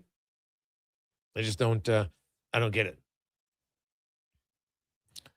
833-401-1440, 833-Ford-1440. Hey, Gregor, would you trade Savoy, Howard, Akey, and Jari for DeBrusk, Atu, Ratti, Tolopilio, and a first-round pick, Minnesota's? No. So I'm trading Savoy and Howard, two young guys. I'm getting Atu, Ratti, DeBrusk, Tolopilo, and okay, well. But now who's my goalie? I've freed up money. But why am I Vancouver? Why am I making that trade? I don't know what Bo Akey is. I definitely don't need Tristan Jari because I got Demko. I've already got a goalie making $8 million. Why the hell do I want another one making 5.3? So no chance they would do it. None. Zilch. Zero. And like Atu Ratti, how good's he going to be? Like I think a lot of people are forgetting. Do you know how many points Connor Halley, Donovan Paulson, Matt Savoy had after the Olympic break? The Oilers played 24 games. You know how many points he had? How many? 19 in 24 games. And people are just wanting, we got to trade Matt Savoy because his first time in the playoffs wasn't what I expected. Oh, my goodness. Take a deep breath. Young players take time to develop. Matt Savoy's development has actually been very good. First year in the AHL, played 20 minutes a night, played in every situation, gained tons of experience. Second half of the year, really produced points. Now he comes up to the NHL. The guy ended up playing the most penalty kill minutes of any forward on the team for the Oilers as a rookie. Clearly the coaching staff trusted him. He can kill penalties. And then down the stretch, now Leon Draisaitl got hurt. Somebody had to step up. Matt Savoy had the third most points on the team behind only Bouchard and McDavid coming out of the Olympic break. 19 points in 24 games. Like, what are we talking about? Right? What are we talking about? I think people, I would calm down on talk about Matt Savoy. Honestly, this guy's a 9th overall pick. This guy was a dynamic offensive player at every other level. He had good point production in the American League, which is hard league to score in as a rookie. As a 20-year-old rookie, I would add.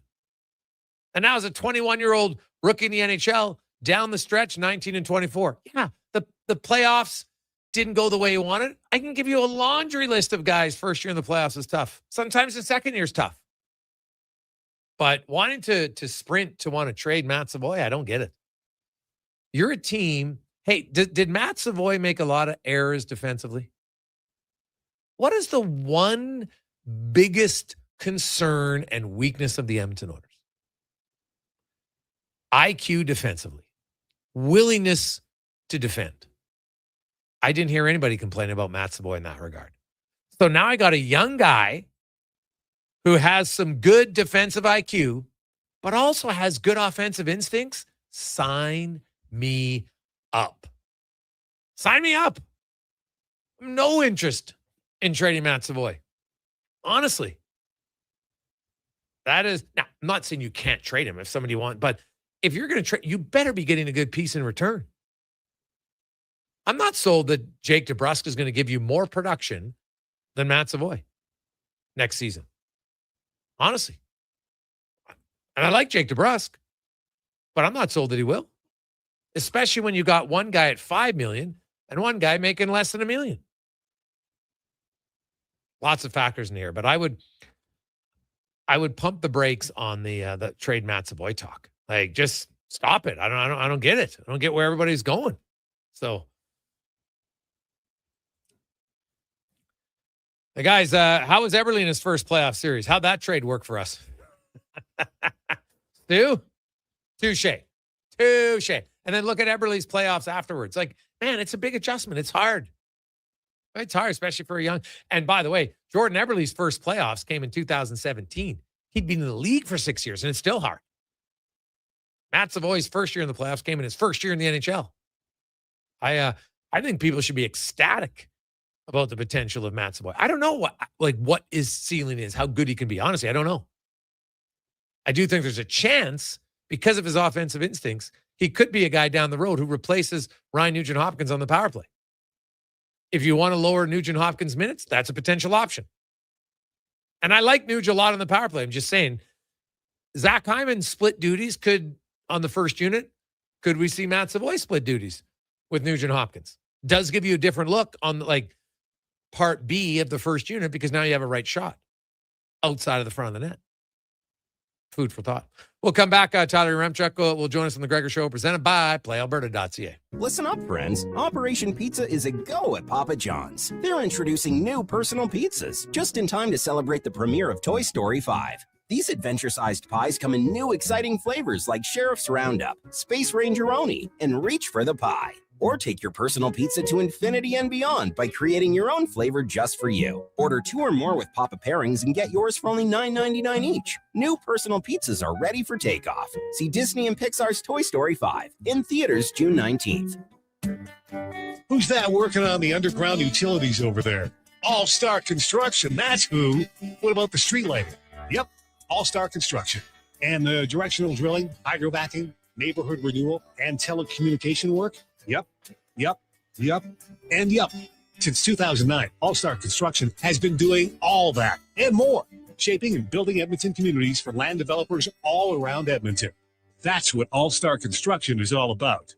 Hi, Mike here from Northgate Chevrolet Buick GMC. This deal's only good till 6 o'clock tonight. We need your credit card to hold the color. Hold the color. Summer package.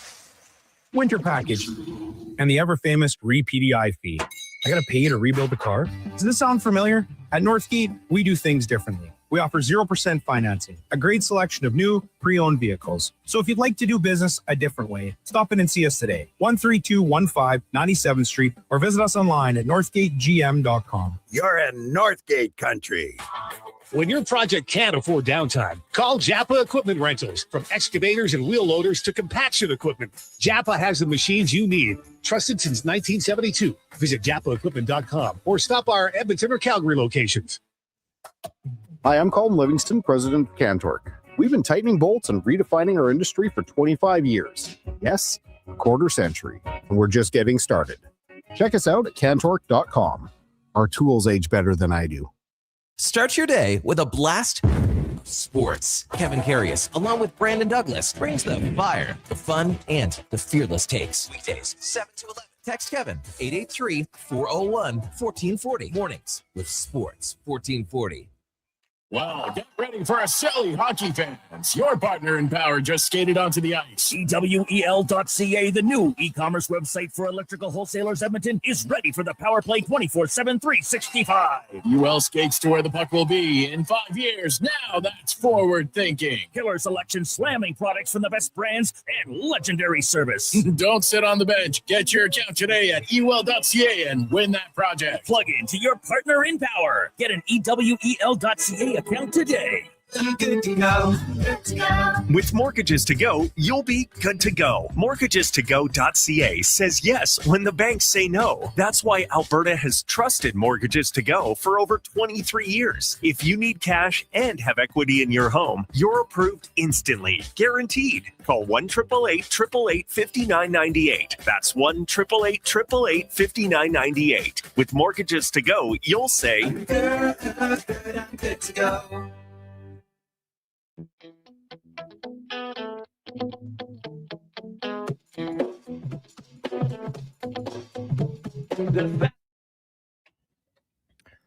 Portions of this hour brought to you by Papa John's. Get the puck drop special at Papa John's. A large 2-topping pizza and 8-piece wings for only $28.99 with promo code PUCKDROP at papajohns.ca or on the Papa John's app. The Jason Gregor Show, the best of Edmonton sports talk and beyond. This is Sports 1440. Presented by PlayAlberta.ca, Alberta's only regulated online gambling website.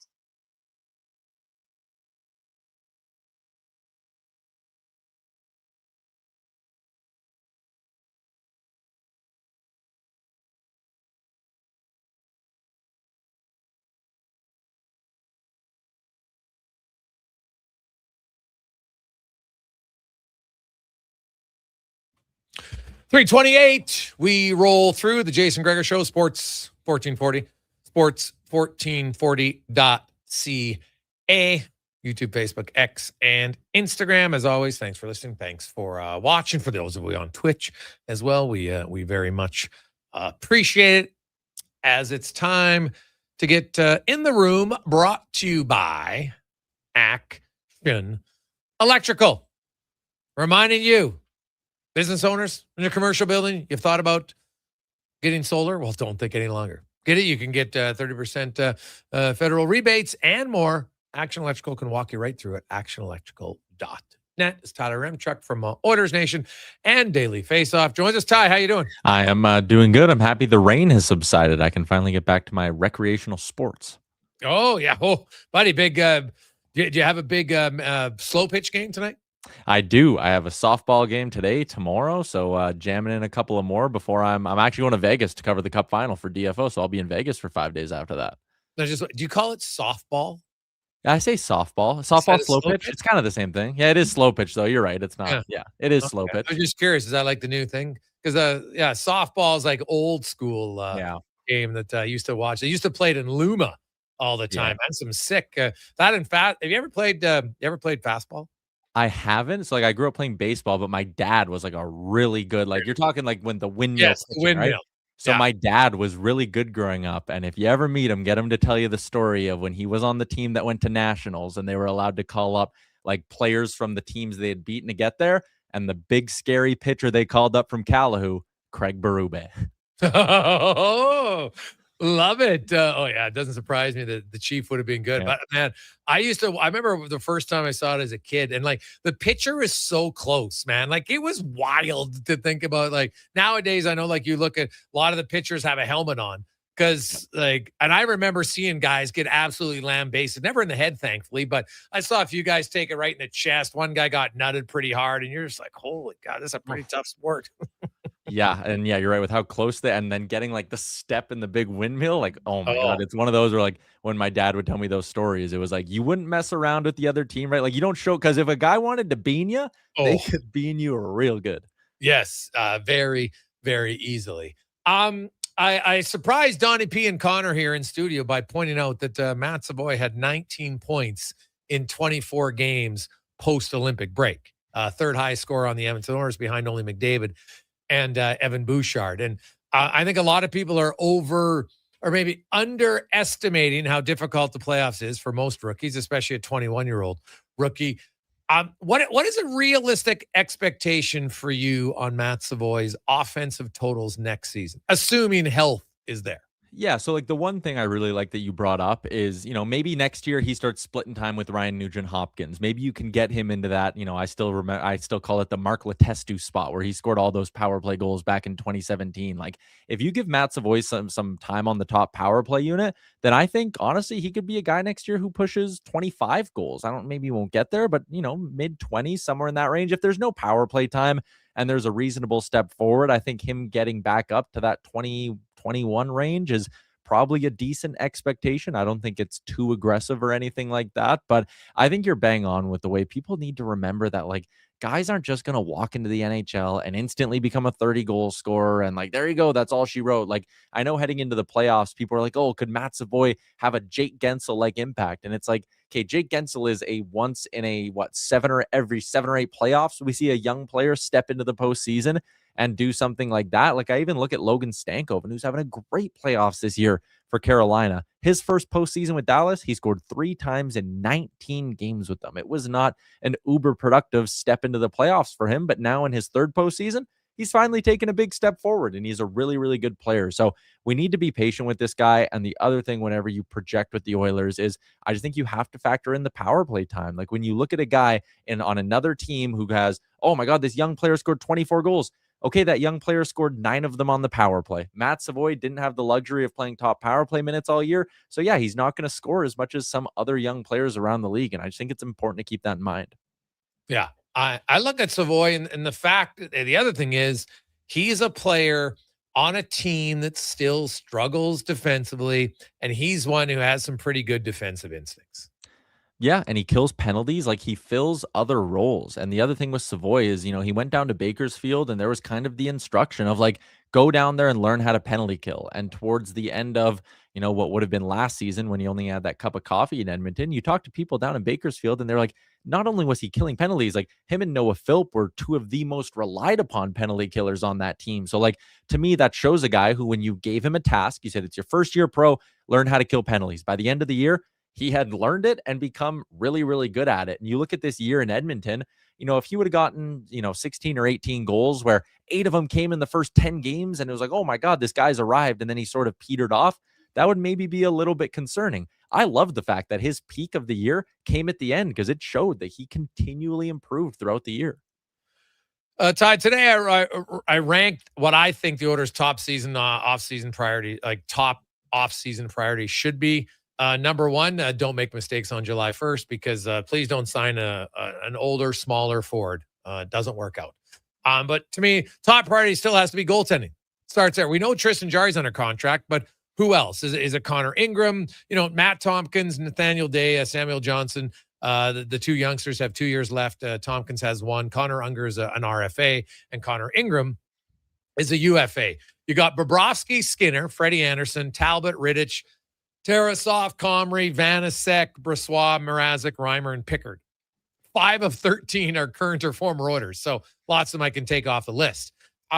Where do you come out on the goaltending situation? Is it re-signing Ingram? Is it signing a free agent? Are they making a trade? How do you think they address their goaltending? I think if it's free agent, it's Ingram. Again, Freddie Anderson, I'm sure there'll be a lot of buzz about him, considering he could be a Stanley Cup champion by the time he hits free agency. But I don't know. The age and injuries scare me there. So the free agency route, Connor Ingram's kind of really one of the only pieces that is kind of interesting to me. I don't know. Sergei Bobrovsky, I still don't buy any of this. I think he's going back to Florida. He's made so much money. I think he loves it there. So if it's free agency, it's Ingram. If it's trade, I really like the idea of Sebastian Cossa, but for me, Kossa's got to come if that means you got rid of Jarry and you're overhauling the whole tandem. Like, I don't think you can point to Sebastian Cossa and be like, start 40 games and get ready to go on a deep playoff run next year. Like, that's an unfair expectation to put on a young goalie. So if Kossa's coming in, I think it's because they've overhauled the whole position and you have a different goalie that's not Tristan Jarry to pair him with. And I'll throw a team out there to you that not a lot of people are talking about when it comes to a goalie being available. Toronto has to waive somebody. Dennis Hildeby's no longer waivers exempt, according to Puckpedia, and I don't think I'm misreading this. So that means one of Hildeby, Wall, or Stolarz needs to be traded or put on waivers next year. I think Dennis Hildeby's a really good young goalie, and I think Toronto probably wants to keep him in the mix, considering he's also very cost-effective for the next 2 years. Is there a deal to be made for, maybe a Stolarz, maybe a Joseph Wall? Haven't heard a ton of speculation about Toronto, but just as I was going through Puckpedia and doing off-season stuff, I'd be interested in one of those two. They're both also cost-effective, under $4 million. True. I'm curious, are they healthy, though? Like, I could see one of them starting on LTIR for the Toronto Maple Leafs, and then they wait until one of the other guys gets hurt during the season, and then they just swip them out, because that, to me, Stolarz can never... Stolarz can't stay healthy. Just look at his career, right? And so you could get him, but that's kind of a risk. Yeah. And like even the Cossa one, like I get why Edmonton's fans are very excited about Cossa, but they got Trey Augustine coming. He'll probably start in the American League. Cossa could just be your backup behind John Gibson in Detroit, right? I don't see them having to trade Sebastian Cossa, because I think in Detroit they got to find a way to get to the damn playoffs. So who knows? Maybe because of that, they're like, we don't want a rookie goalie as our backup. Maybe that's the only mindset there. But if you're Edmonton and you're going into a season that a lot of people think is a big season, do you want a rookie goalie as your backup either? That's the question. I know everybody points to Dobish. I get it. A, wasn't a rookie, but B, he was a guy who got some time. I guess, man, I know he still would have qualified. 16 games. Yeah, he still probably would have qualified technically as a rookie. But he played, 50 some games. So I just don't see that for Sebastian Cossa. I could be wrong, but it's hard to think that a rookie goalie for the Oilers is going to play 50 games next year. Well, and again, to go back to my original point, like if you pair him with Tristan Jarry, like you want to talk about health, can you trust Tristan Jarry to play a full season? So if you think inevitably at some point there's going to be 10 to 15 games where either one, Tristan Jarry is struggling, slumping, and close to unplayable, or two, he's hurt and you actually can't play him, I don't want to point to the rookie and go, hey, it's your crease for the next 3 weeks, even though you've never had to handle a workload like this. Like, again, it's just unfair. Like, you need to put guys in positions to succeed. Yes, 100%. Defense, to me, Connor Murphy's right near the top of their list. They need to, the second priority for the Oilers has to be adding defensively aware players on the blue line, and Connor Murphy's at. Like, I look at because if you don't re-sign Murphy, how are you getting a right shot defenseman? Then you're going to have to give up a lot probably to trade for him. The free agent options are Trouba, Nick Jensen, Radko Gudas, who I don't think can play anymore, Vincent Desharnais, and Erica Branson. I like Vinny Desharnais, but I don't think he's a top 4 defenseman. I think he's probably more of a really good third pair guy. Jacob Trouba, I don't think there's any chance he comes to Edmonton. His wife and her job, I don't see it. So there's really Nick Jensen if you don't get Connor Murphy. Like, I just think the Oilers are in a position where you have to re-sign Connor Murphy. I agree with you. He's my priority out of all of the UFAs, and that probably includes Ingram, because I think you can go on the trade market and probably find a goalie if you needed to. But like, you gave up a somewhat decent amount to get Connor Murphy at the deadline. And if you were to go with one of those check down options, or even on the trade market, I know people are enamored with the idea of reuniting yourself with Michael Kesselring. Couldn't stay in Buffalo's lineup. Like, I don't know, he's the odd man out there. If you bring in Michael Kesselring and it doesn't work, then all you're going to be stuck with next year is trying to find another Connor Murphy trade. Well, let's just eliminate the what ifs. Don't put yourself in a scenario where you might have to trade for a guy like Connor Murphy next year. Just keep the Connor Murphy you have. Get it done. He's a guy who's made a surprising amount of money in his career, north of $40 million. So I don't think it's quite the same as some other free agents who are getting to UFA status for the first time and go, oh my God, I need to cash in and get every dollar possible. I think there is a world where Murphy says, yeah, I could go to a rebuilding team on a 5x5. Edmonton will give me $1 million less, but hey, I just played 8-9 years of my career, never got to play in the playoffs, or basically never got to play in the playoffs. I want to play playoff hockey. I want to keep having a chance to win. And again, he's at $44 million in career earnings. I think he is a guy where the marriage works, where that part of the lineup is so hard to replicate his minutes, and it'd be so hard to replace him. And for Murphy, not a lot of places where you're going to have a better chance to win a Stanley Cup. Yeah. I think my understanding, both sides, they've talked, and there's definitely serious interest on both sides. So I think it gets done.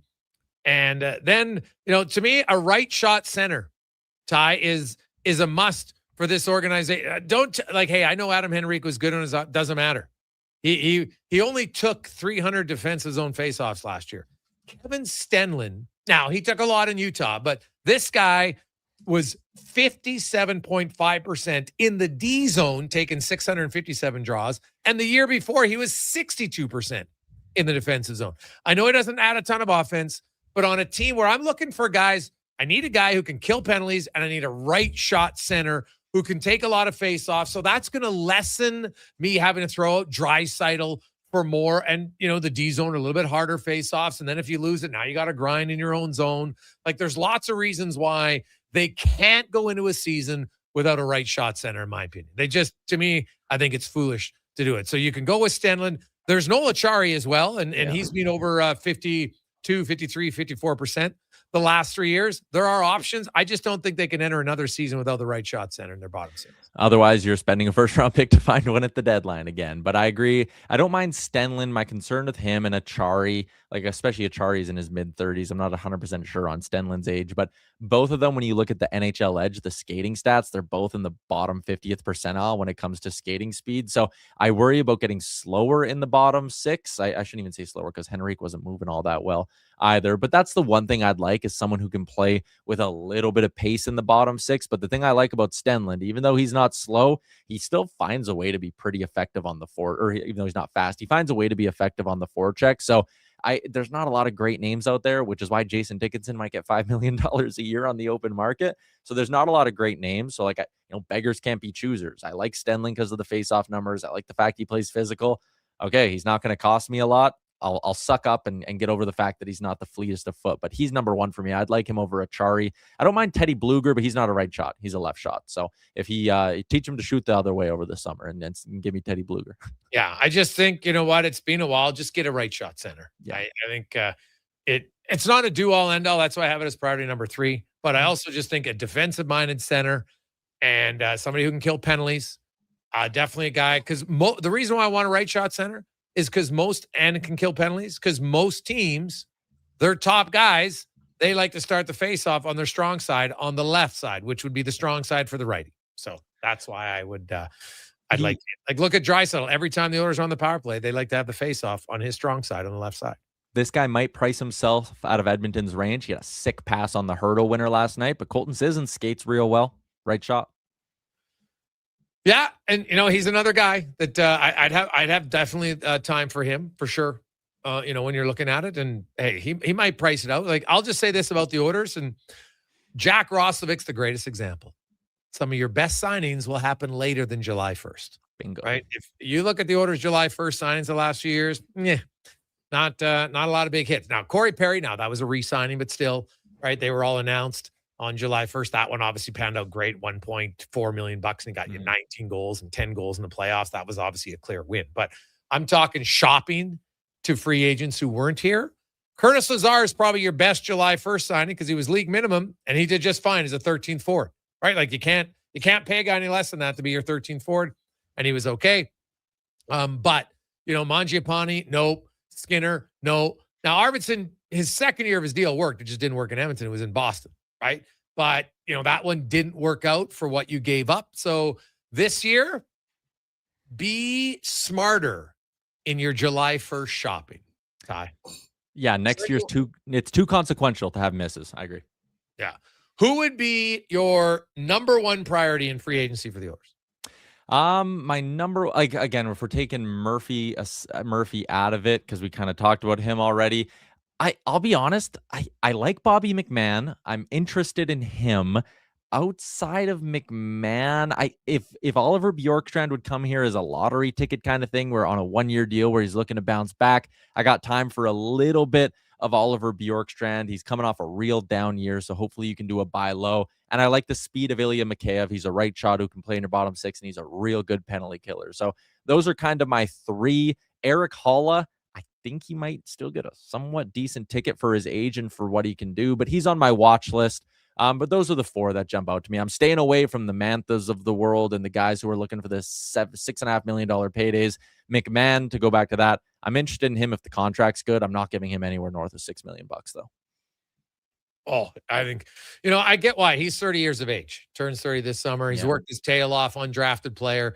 It's one time only for him, man. I get it if we see McMahon sign on a not a great team, because he's like, dude, this is my one-time chance here. Yeah, I want to win a Stanley Cup, but I'd like to set up my family forever. So I understand why he would do it for certain.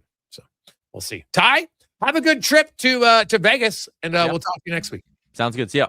There you go. That's Tyler Yaremchuk from Oilersnation and Daily Faceoff will return. Got some stats of the day and more on the Gregor Show, presented by Play Alberta. You got a go-to coffee spot, a trusted barber, even a lucky game day jersey. But when it's about looking your absolute best, there's only one name you need. Mr. Dirk. Family run since 1939, we're experts in crafting impeccable tailor-made suits and offering a wide variety of everyday styles. Pair that with personalized one-on-one fittings and the convenience of on-site tailoring. Mr. Dirk elevates your style game. Visit our Edmonton store or explore MrDirk.com. Score big on style with Mr. Dirk. With Play Alberta, backing the home team goes beyond the bets. That's because your picks have provincial impact. Play Alberta is the only app in the province that puts all revenue directly back into supporting programs and services that Albertans rely on every day. By investing in the General Revenue Fund, every play, bet, and buy made on Play Alberta helps make a difference across the province. Visit playalberta.ca/Gregor to learn more. That's playalberta.ca/Gregor. Must be 18 plus to play. If you gamble, use your game sense. When thirst strikes and your energy begins to fade, one hero rises above the rest. Introducing the Superpower Smoothie from Booster Juice. A bright sun-charged burst of mangoes, bananas, and blue spirulina. An out-of-this-world smoothie, just in time for the new Supergirl movie. Discover your power and channel your inner superhero.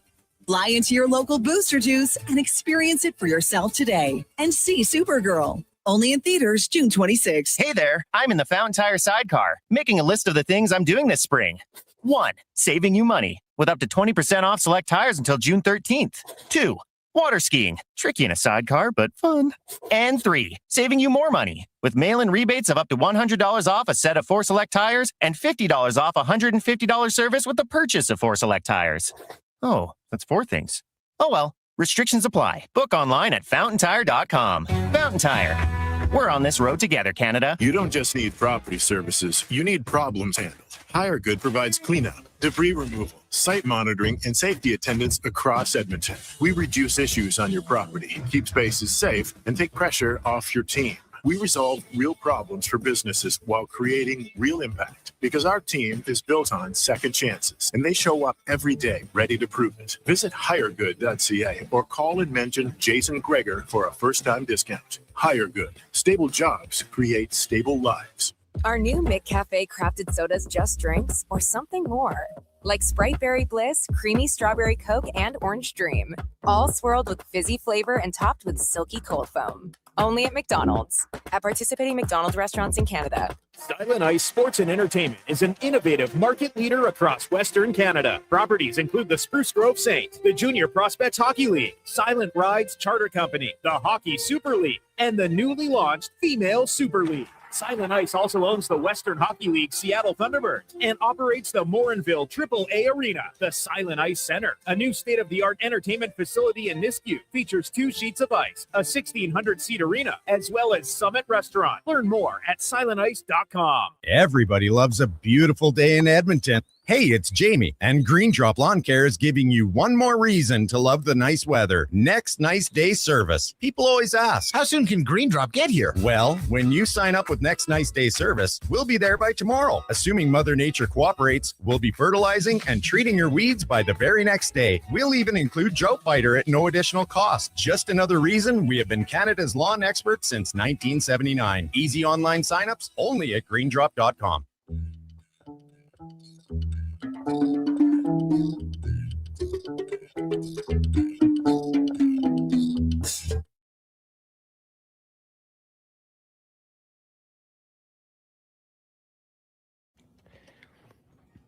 Portions of this hour brought to you by CanTorque, made in Canada, made for Canada, where extreme isn't theoretical. Find your solution at CanTorque.com. This is Sports 1440, where Edmonton talks sports. On YouTube, Facebook, and X. Here's Jason Gregor. Brought to you by playalberta.ca.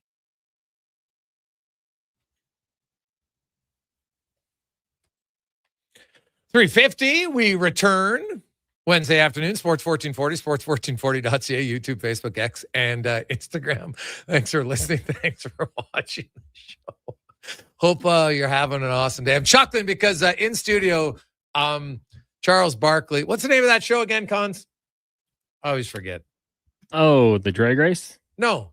The PTI? Show, yeah, PTI. Okay. Yeah, no, not the drag race. You referenced that. I know. I did reference RuPaul, who is very funny, by the way. But Charles Barkley, and as a glasses guy, I can tell you, anybody out there who wears glasses, when your glasses slide down your nose, like somebody should be telling, push your glasses up. That's when you just automatically look like an old person.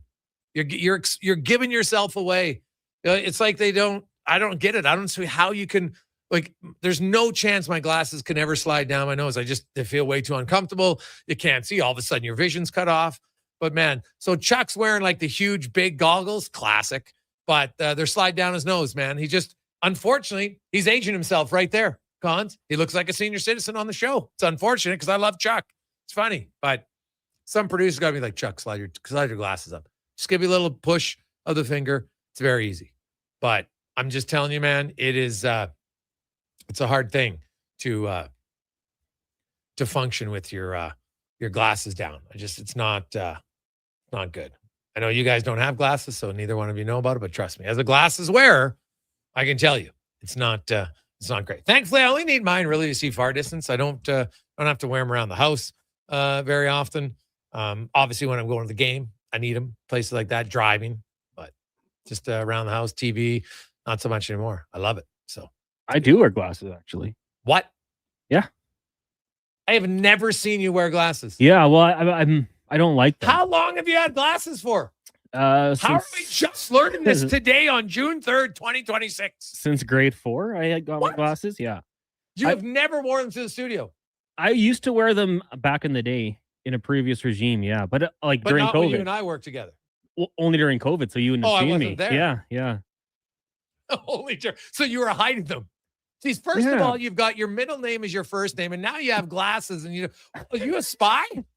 Like, what else don't we know about Connor Halley? This is amazing. On weekends, I go out with my glasses and I introduce myself as Thomas. Oh, smart. That's a veteran move. Change things up a little Very good. I like it. Who's that? Oh, that's Thomas. Who? Thomas. Nice.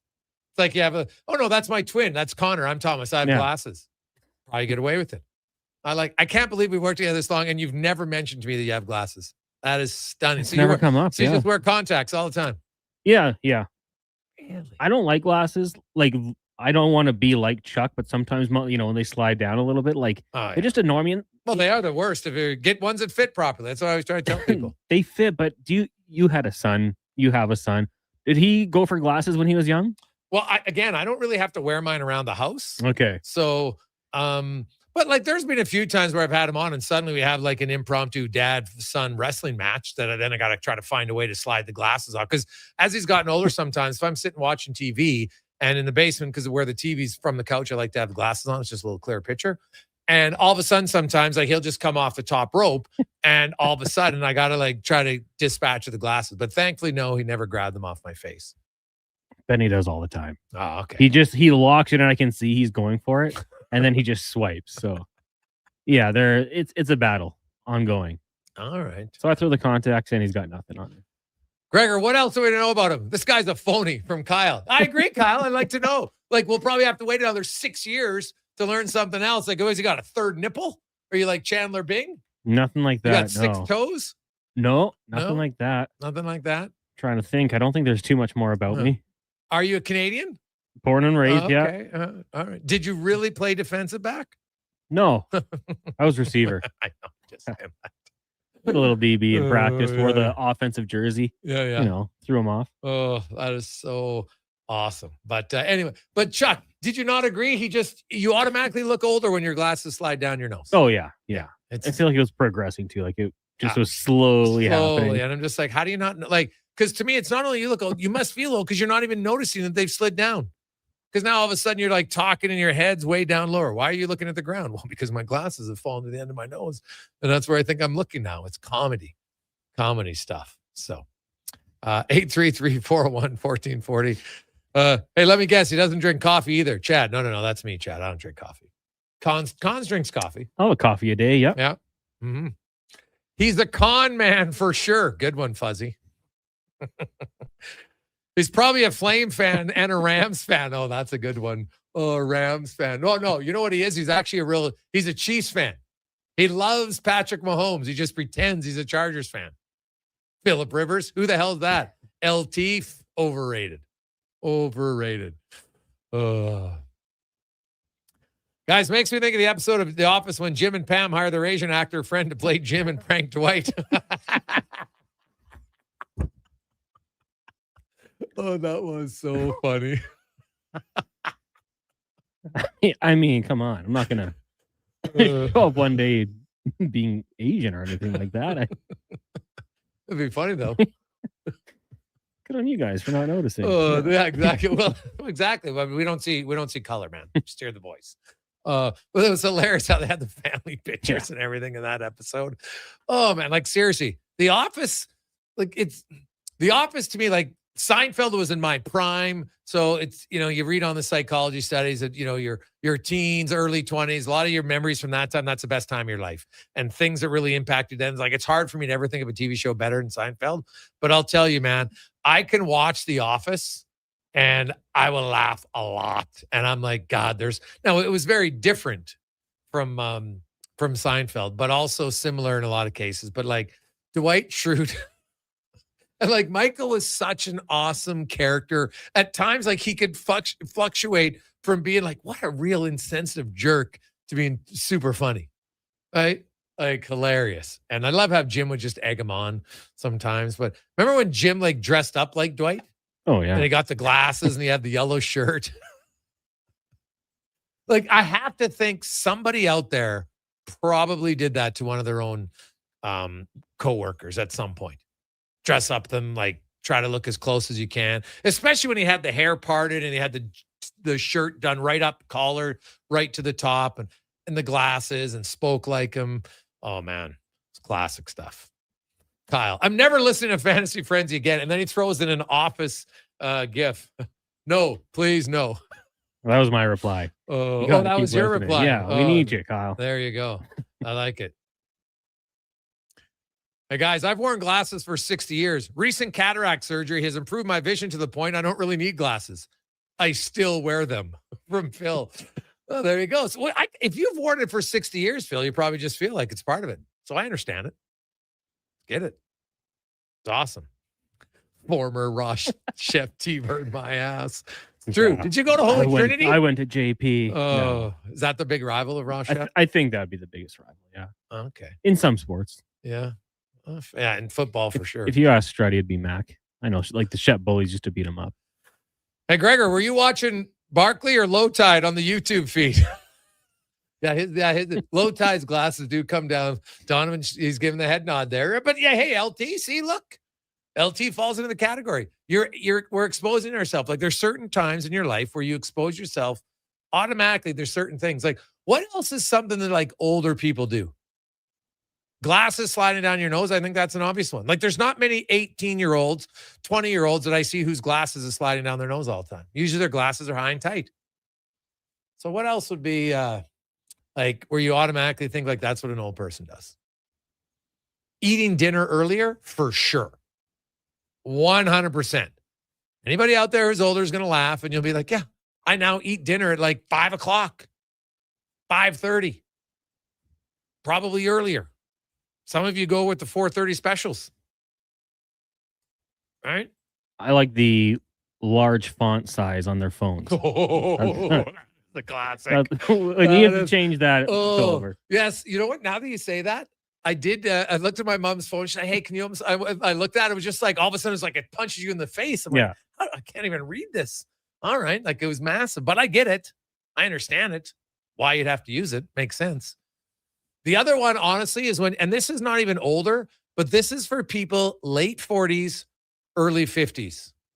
They go to the restaurant and they can't see the menu anymore. Right? Like they take the menu, right? And they got the sheet here, cons, and it's like, ooh, and you're pulling your back and you're like, go gadget arm, trying to get it out there. Oh, it is pure comedy. Because for me, I mean, I can see closer. So literally, like when we go out to places now, I'll be like, do you want me to read the menu for you? Like, I love it. It's the greatest because all the people in there, and my eyes, oddly enough, my eye doctor, Chopper, has said, my eyes have actually gotten stronger, shorter.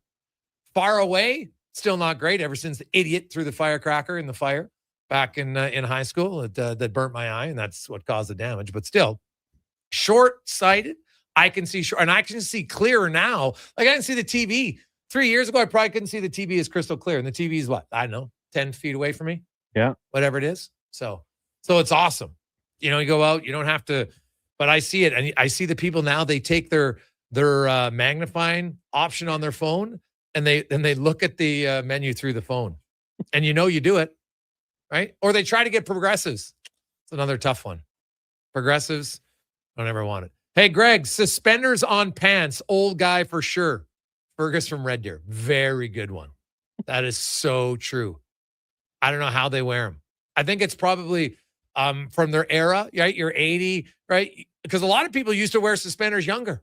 But I don't know how they do it, man. I find it the most uncomfortable thing ever. I remember when you used to have suspenders on your hockey pants, and I couldn't wear those. I thought it was too uncomfortable.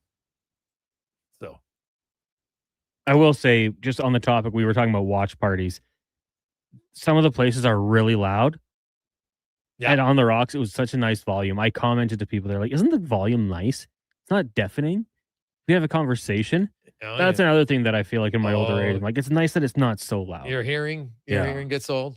It gets a little bit weaker. Yeah. I just can't handle the heat. Yeah. Like, just turn it down, guys. Yeah. No, that is fair.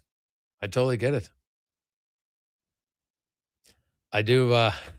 Hey, guys, tuck anything into jeans, old person. Well, how about when you've got your jeans and it's like they're wearing their jeans at their belly button. Like they are hiked right up, man. That's just a tough look. It's a tough look.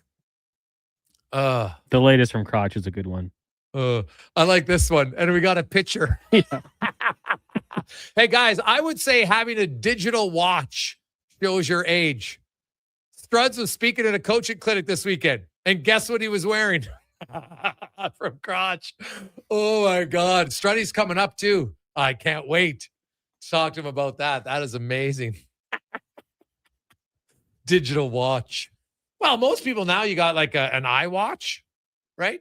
But it depends, though. Some of the older watches are pretty damn nice, right? If you're a watch guy, I know I see a lot of bling watches on younger people, though. So I don't know if I can go with but if it's a digital watch, maybe I think what he's talking about, it's the type of watch, right? Well, he's been a long supporter of Timex, I believe. Oh, is it Timex? Is I that thought it his? was Timex with the neon or whatever. I thought it was the one with I was going to say Comex, but that's not. What's the watch with the C?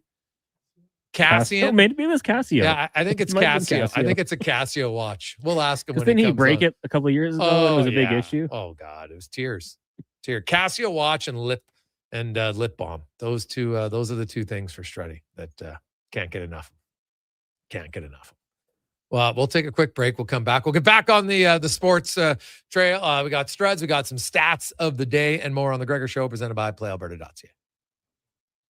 Let's get to the comment and a sports 1440 up that I almost forgot. Brought to you by Fountain Tire. Stop in at Fountain Tire. Not only do they have tires, they can do vehicle repair with their digital vehicle report. They will not only tell you what your vehicle is wrong with it, they'll show you on the report, fountaintire.com. This is a Sports 1440 update.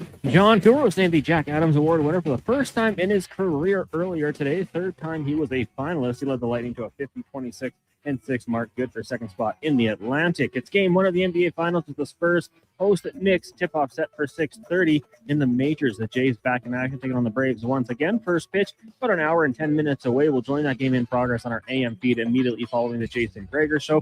One game underway right now. Mariners trailing the Mets 7-1 in the bottom of the 8th. Later on tonight, you got the Padres and the Phillies. The Red Sox host the Orioles, Guardians, and Yankees. Brewers, Giants, Rangers get the Cards. Cubbies host the Athletics, and the Dodgers taking on the Diamondbacks. Earlier today, Twins blanked by the White Sox 8-0. Tigers over the Rays 7-2, and the Marlins dropped the Nationals 4-1.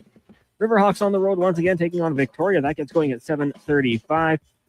Canada's Felix Auger-Aliassime run at Roland Garros has come to an end after he suffered a 4-set loss to Italy's Flavio Caboli in the quarterfinals. And in the WNBA, Toronto taking on the New York Liberty, tip-off 5:30. Coming up in hour 3 of the Jason Gregor Show, we'll ask 5 questions, get to the stats of the day, and be joined by Jason Strudwick. I'm Connor Halley. This has been a Sports 1440 update. Sports 1440, Stingray Radio Station. CKJR broadcasts from West Edmonton Mall and Wetaskiwin. Download the free Stingray music app and listen wherever you go. Novo Blinds is your home ice advantage for window coverings. Edmonton's own custom manufacturer with over 300 5-star reviews from homeowners, builders, and commercial contractors. Book a free in-home consultation at novoblinds.ca. You see it? Fusion Promo Marketing can make it. Fusion makes high-quality, memorable promotional products for businesses, sports teams, and corporate events. From vision to reality, get noticed and remembered. Fusion with a Z. Promomarketing.ca. The job isn't done until the last load is hauled. And Jason Gregor, having a Connor thin Halley, trailer Sports out of commission 1444. is not an option. Whether replacing or adding to your convoy, Edmonton Trailer has a huge inventory of new and used semi-trailers, trusted by the gravel, logging, oil field, fluids, and freight industries. Find a trailer right for you online or at one of their 3 locations. For sales, service, parts, rental, we and return. finance, when you're in it for the long haul, Edmonton Trailer. Hi, Mike here from Northgate Chevrolet Buick GMC. This deal's only good till 6 o'clock tonight. We need your credit card to hold the color. Hold the color. Summer package. Winter package. And the ever-famous re-PDI fee. I gotta pay you to rebuild the car? Does this sound familiar? At Northgate, we do things differently. We offer 0% financing, a great selection of new, pre-owned vehicles. So if you'd like to do business a different way, stop in and see us today. 13215 97th Street, or visit us online at northgategm.com. You're in Northgate country. Air conditioning from Legacy Heating and Cooling is like a country love song because you always know exactly what you're getting. Cause girl, you're hotter than Tennessee, cooler than Legacy's AC, blowing that southern breeze over me. Wheat fields, cold beer, pickup trucks, John Deere. You see, Legacy is that predictable because Legacy always has AC in stock and will install it faster than a truck burning down a back road. Plus, no interest and no payments for 1 year. That's how you lasso your legacy. Legacy Heating and Cooling. Wondering what you can afford? Let Go Auto do the math with our free car loan calculator. No pressure, no awkward convos, just quick answers on your budget and payments. Bad credit? No credit? We got you. Text CHECK to 780-777-7777. That's CHECK to 780-all-7. Find out what you qualify for and start shopping with confidence. Go Auto. Drive what you love with payments that make sense.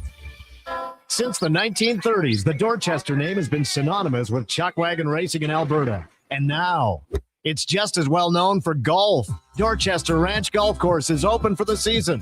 A challenging 18-hole course nestled in the rolling coulees of central Alberta. Stunning views, reasonably priced, and only 40 minutes from Edmonton on newly paved roads. Play the course built with pioneer spirit and family pride. Dorchester Ranch Golf Course. Book your tee time today at dorchestergolf.ca.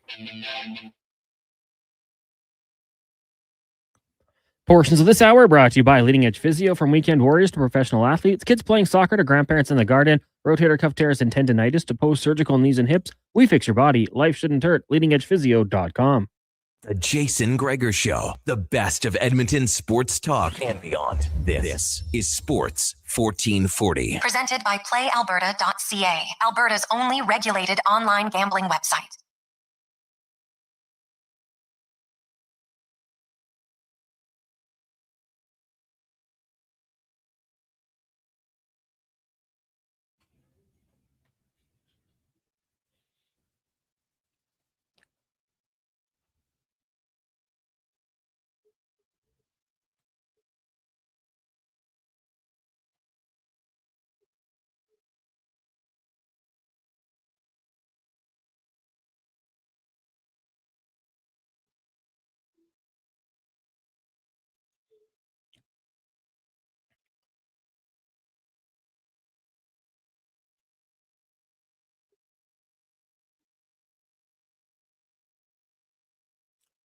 Rolling through Wednesday afternoon. How are you? Jason Gregor, Connor Halley, Donovan Paulson, Sports 1440, sports1440.ca, YouTube, Facebook, X, and Instagram. Thanks for listening. Thanks for watching the show. NBA joins the NHL in their championship final tonight. The Spurs and the Knicks, a rematch of 1999. The Knicks trying to end their championship drought that happened the last time they won, 1973.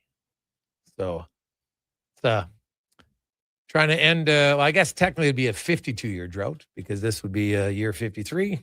So, get it in. The Rangers went, 50? Was it 40 years from when they won their last cup to when they won it in 1994? I think it was close to that. So, the Knicks, New York City would party it up, that's for sure. Meanwhile, the Spurs, they've won a lot. Heck, they've won 5 times since 1999. So we'll see what happens. Wemby and the Spurs are a favorite, but not a massive favorite. Decent favorite. And they'll open up at home Tonight, you can check it out. PlayAlberta.ca. We got a little Knicks and Spurs action. We also got some Jays and Guerrero, and then a little parlay action involving the D-backs and a little upset with the Astros. So check it out at PlayAlberta.ca. 833-401-1440, 833-401-1440.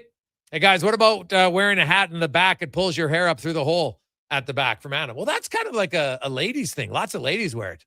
You know, I don't have, obviously I don't have flowing locks, but I was told that a lot of times that's just out of comfort.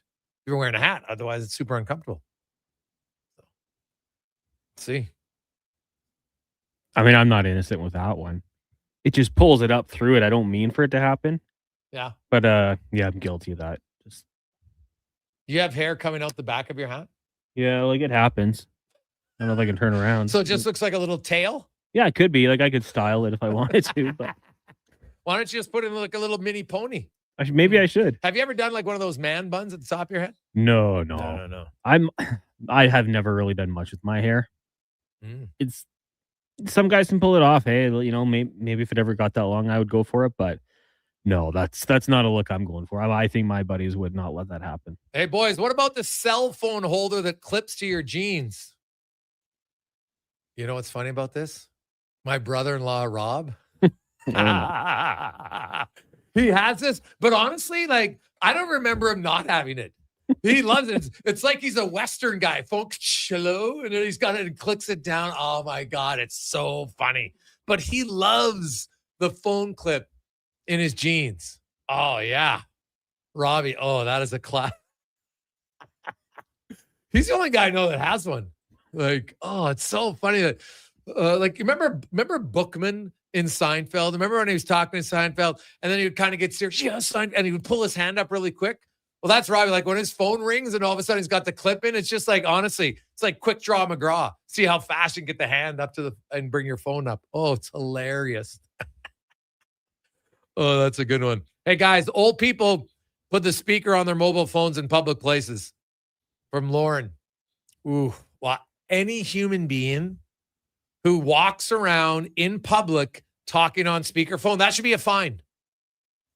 And it should be citizen's arrest.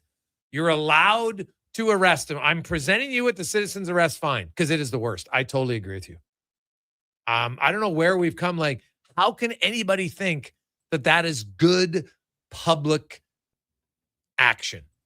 Right? You can't do it. Like, you can't be on public walking around and then you take your phone on speaker and you're like, huh? And I'm like, I don't want to hear your conversation. And I really don't. And most people, for whatever reason, but when their phone, now I'm holding it and it's away from me, Connor, everybody talks louder, even though you don't need to be, right? You're just yelling into your phone. Why are you yelling?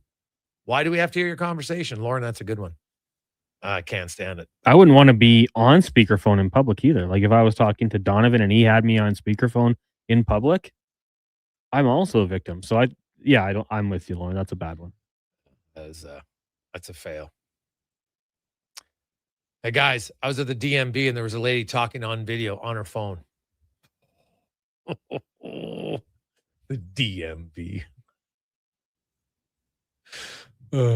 Is it still super slow there?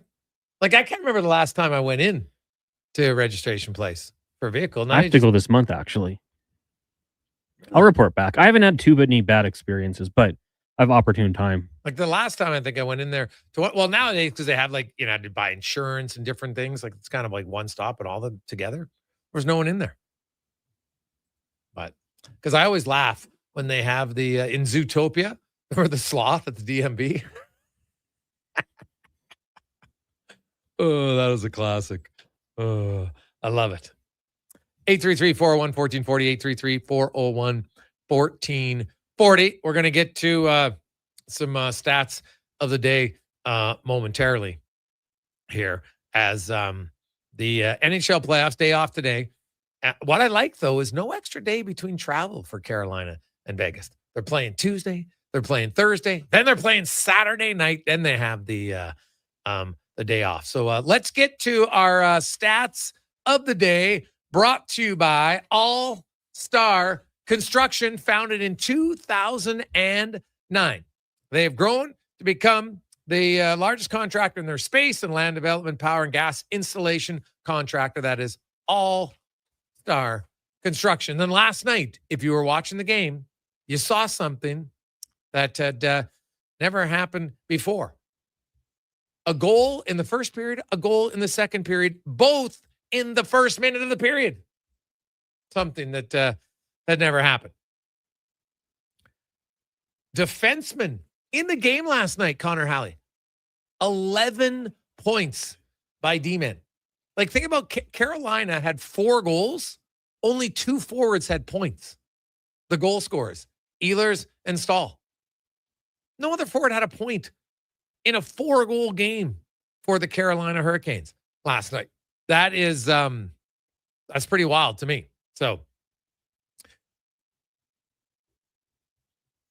the Golden Knights are the first road team to open the final with multi-goal comeback win. How about that? Because they were down 2-0. So that's kind of wild. I love the fact that you had McNabb with 3 points. How about Shea Theodore? Another good night last night. He is now up to 1.09 points per game in the Stanley Cup final, playing at least 10 games. Not bad. He surpassed Matthias Ekholm as well as Evan Bouchard, who each have 11 points in the playoffs. Ekholm's played 19 games. Bouchard has played 13. So it was very much an offensive game last night. I would like to think that not that I would like to see, but I'd like to think that we'll probably see both teams tighten it up a little bit defensively then. So did you know? So Vegas stole the show on the road in opening game of the series, but they weren't the first team, because twice now in the last 29 years, you've had a road team overcome a 2-goal deficit in a Stanley Cup final game. Last night was the first time ever in game 1. But the other team to do it, Connor Halley? Sorry, Oiler fans. The Oilers. Game 4 last year at Florida. Remember that one? They were down 2-0, came back to win. And you're thinking, all right, series is tied at 2, coming back home, looking good. No. Unfortunately, not the case for them. Also tonight in the NBA, we mentioned the Knicks and the Spurs, a rematch of the 1999 NBA championship. The New York Knicks trying to end a 53-year drought since they won the championship. Meanwhile, the Spurs trying to continue on, be maybe the most dominant franchise of the decade. Of course, they did win in 99. And then they won again in 3 and 5 and 7. They have been really dominant for a long time. 3, 5, 7, and 14. I forgot 14, right? So this could be they're looking for their 5th title in the 2000s. 5th title in 23 years. Damn impressive. Right? Like, it's hard to do, man, in any sport. You don't see teams win that often. Obviously, the Patriots a little bit exception. The Oilers way back when they won 5 in a span of 7 years. That's pretty darn good, but hard to do. You look at Mr. Why am I'm forgetting his name right now? But on the Spurs or yeah. Wemby? Yes, Wemby. I was trying to say Wemby, but I'm like, no, Wembayano. I want to say his last name at least once in the show. And people are already talking about, if he wins this early in his career, could he catch Jordan? And I'm like, let's pump the brakes, man. Like, guys haven't even won 1, and people are talking about him winning 6. See that online? I'm like, whoa. You know how hard it is to win 3? Never mind 6. Like, come on. Like, look at how good LeBron James was. He couldn't win 6. Freaking hard to do, man. The guy hasn't won 1. How about, I never like the let's jump ahead to the what if predictions. It was like putting Connor Bedard in the Connor versus Connor categories. Completely unfair to Bedard. Don't ever do it. Wemby, I don't care if he wins 3 in a row, which would be great. Very hard to do. Heck, 3 in a row. Try to win 2 in a row now in the NBA. Right? They got 8 straight years, different winners in the NBA, which I think is pretty good. 833-401-1440, 833-401-1440. That's our stats of the day, brought to you by All Star Construction. 422, when we come back, Mr. Casio, Jason Strudwick. The Gregor Show, presented by PlayAlberta.ca. When thirst strikes and your energy begins to fade, one hero rises above the rest. Introducing the Superpower Smoothie from Booster Juice. A bright sun-charged burst of mangoes, bananas, and blue spirulina. An out-of-this-world smoothie, just in time for the new Supergirl movie. Discover your power and channel your inner superhero. Fly into your local Booster Juice and experience it for yourself today. And see Supergirl. Only in theaters June 26th. Attention Alberta construction pros. For over 50 years, Japa Equipment Rentals has been your go-to for top-notch equipment and stellar service. Whether you need rentals or expert maintenance, we've got you covered. Stop by our Edmonton or Calgary locations today. Okay, new strategy. I'll just live in the freezer till October. It's spacious in here. It's spacious. There's a better way to survive the coming AC season. Pro Solutions is your one-call-solves-it-all expert for AC repairs, tune-ups, and new installations. We offer convenient financing options and fast appointments so you can enjoy your entire home, not just the freezer. Now I can leave the frozen peas where they belong. Book now at prosolutionsinc.ca. The Brick is thrilled to introduce the new exclusive Shaquille O'Neal home lineup of furniture. Each piece features premium Shacopedic memory foam for exceptional comfort, made to be lived in and loved for years. Each piece is built on a strong hardwood frame, offering sturdy comfort day after day. Head to any Brick location and snap a photo with Shaquille O'Neal. A life-size Shaq is waiting in store. Scan the QR code and upload your pic for a chance to win one of 4 Shaquille O'Neal home pieces exclusively at The Brick, saving you more. Looking for a solid 4x4 that checks all the boxes? The 2026 Jeep Compass is in stock now at St. Albert Dodge, and this is a great value, starting from just $36,900. It's a Jeep, so you've got 4x4 capability, plus features like an 8.4-inch touchscreen, Apple CarPlay, active lane management, a park view rear backup camera, and more. Over 30 in stock right now in just about every color you'd want. Head up the trail and see how easy it is to do business at St. Albert Dodge. Everything is going to be okay. If your debt has you feeling like you're in a free fall, you have options. I'm Dan McDicken, a licensed insolvency trustee with Faber. Becoming debt-free is possible, and a personal bankruptcy or consumer proposal will get you there. Schedule your free Faber Focus session at faber.ca today. You'll learn how a consumer proposal allows you to eliminate your debt by paying a percentage of the amount owed without interest. At Faber, we'll tackle your debt. Cheering on Canada, Mexico, Australia, France, England, Brazil, Germany, Spain, and the rest of the world at the Druid Irish Pub. Your World Cup headquarters. Wear your colors, cheer on your team, and enjoy $6.50 Heineken every game. Plus, your chance to win a ton of World Cup merch, including hoodies, jerseys, soccer balls, and more. The Druid Irish Pub, your World Cup headquarters. Bringing Edmonton together, one soccer game at a time. The Druid Irish Pub. Cheer with us in the Mercer Building across from Rogers Place in Ice District. The puck is passed up through the neutral zone, and here's a breakaway. He's coming in hot. He shoots it. Oh no, a broken stick.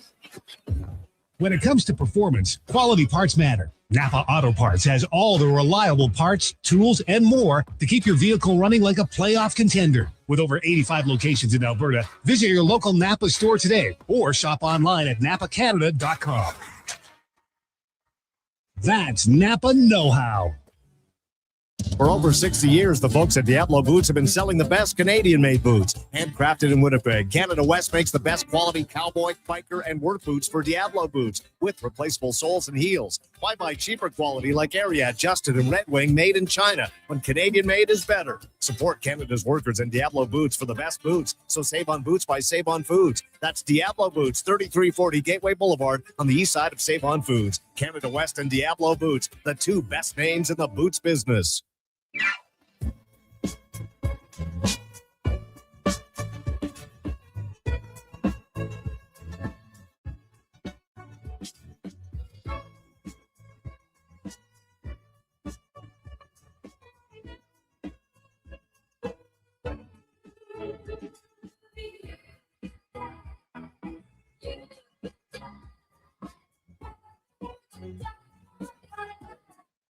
Portions of this hour brought to you by the Druid Irish Pub, Edmonton's favorite soccer home. The Druid Irish Pub is back in the Ice District across from Rogers Place. Watch all the games with 650 Heineken only at the Druid Irish Pub.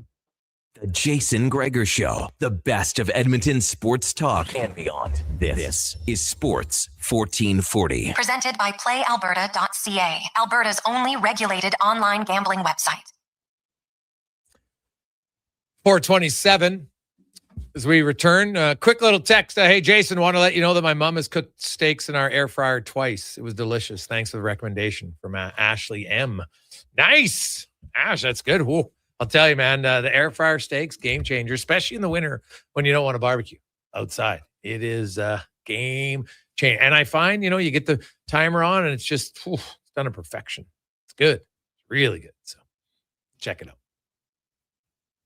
Let's get now to our big guest of the day, brought to you by Silent Ice Center, where they actually put in a rule. It's an interesting rule that they put in place this year. No jeans allowed for coaches at the Silent Ice Center. Not allowed. They banned it. Wonder why. SilentIceCenter.com.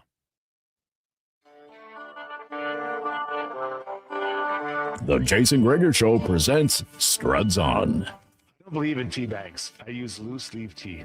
It is so much better than the tea bags. I'll eat tea bags. I'll Struds On. I'm not a huge DJ guy. I guess if you had me a couple glow sticks and a tight white t-shirt that I can get wet, maybe I'd be into it. Struds On. There's a lone steakhouse I used to go to down in Kentucky, and they had bowls of peanuts. I wasn't sucking on those ones. You need to have clean nuts. I'm talking about the kind you get in a bag at an Elks game. You know what I mean? It's time for Struds On. Struddy, were you wearing is it a Casio or a Timex? We're having a discussion. Buddy, it's a Timex Ironman. It's a classy timepiece and never lets me down, buddy. Oh, yeah. No, we were just asking earlier about things that, give people away when they're getting older, like their glasses slide down their nose and they don't pick them up and then it looks terrible. And then we just had Crotchet text and he goes, guys who wear digital watches. And then he actually had a picture of you at a coaching clinic this past weekend. Oh, yeah. I wear it all the time. Oh, I don't. It never comes off, buddy. Oh. Only when the battery dies. Oh, yeah. Or the shower, right? Or do you wear it in the shower? Oh, no, buddy, this thing's good to over 20 meters, so I can handle a shower. Doesn't matter how much pressure's on that hose. I can still wear it in there, big guy. It never comes off. It never comes off. Do you honestly wear it in the shower? I never take it off. When I tell you never take it off, I literally never take it off. Oh, my God. Like by the end of summer, I take it off. It looks, if I would to, it would look like I have a watch on. My skin's so white underneath, right? From the tan. Oh, my goodness. No, I never, ever take it off. I sleep with it. I do everything with it on. Everything. Sprint. Oh, my God. Your wife's like, hey, take it off, okay? We're trying to have some special time right now. Come on. Come on. People love it. People love it.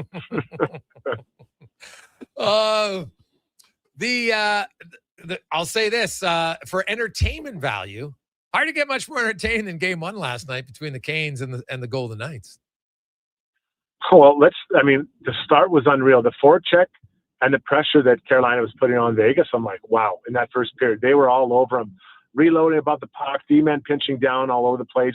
Vegas had no answer. Then in the second period, they made some changes, and all of a sudden they were the ones that were forechecking like crazy. Like, not every player on those teams are really fast, but they skate hard. They're always moving their feet to get up in the play, to be disruptive, and it's tough. Like, you can see the D-man around with a tough night out there. There's constant pressure on you. Well, there was, and there was a lot of giveaways and breakdowns on both sides. Like the amount of breakaways and odd man rushes, like I like it. To me, it's entertaining. I know that coaches and players are going to be like, okay, we don't want to play a give and take. But you look at Carolina, and Rod Brindamore even admitted it. Struds just like, we just made too many mistakes. Like you look at the game winner, like Gosselaar just lost his man. Yeah, and that's when you play man on man, that's how it happens, right?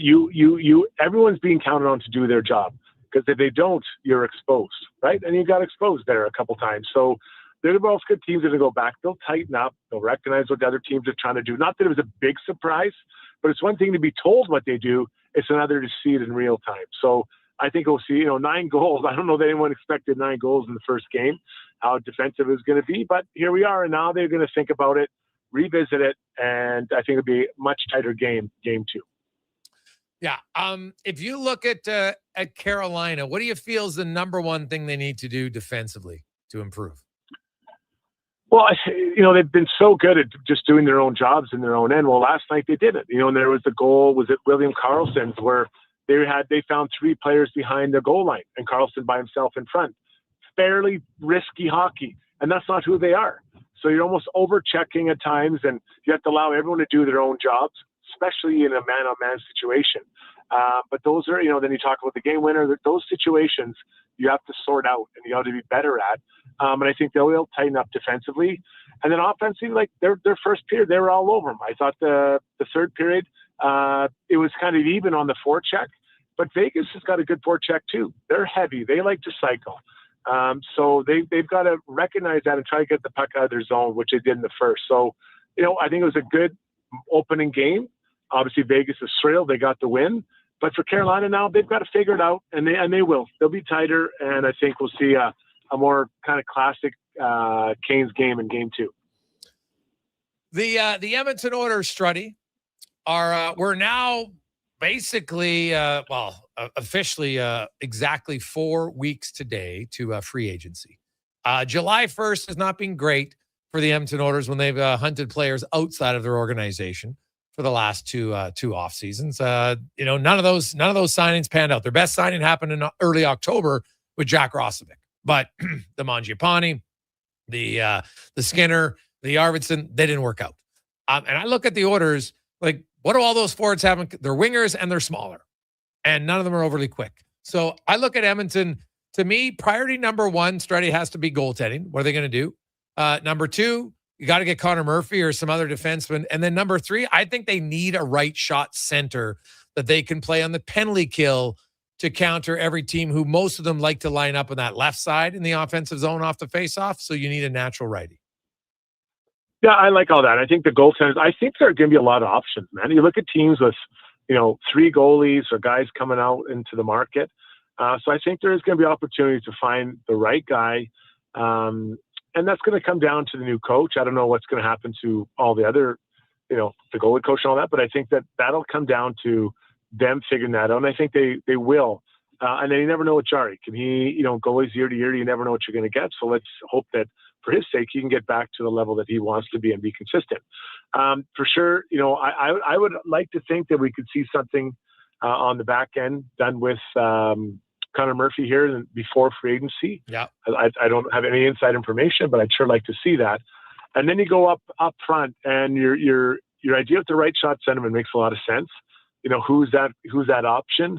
And I'd like to see some more size. I want to see size. So Kapanen is big and he's fast, inconsistent, and had health issues last year. But what does that look like for him? Does he want to come back? Because if not, you got to replace another big fast guy on the wing. So I'm the same priority as you. I guess also, what do you do as Nuge?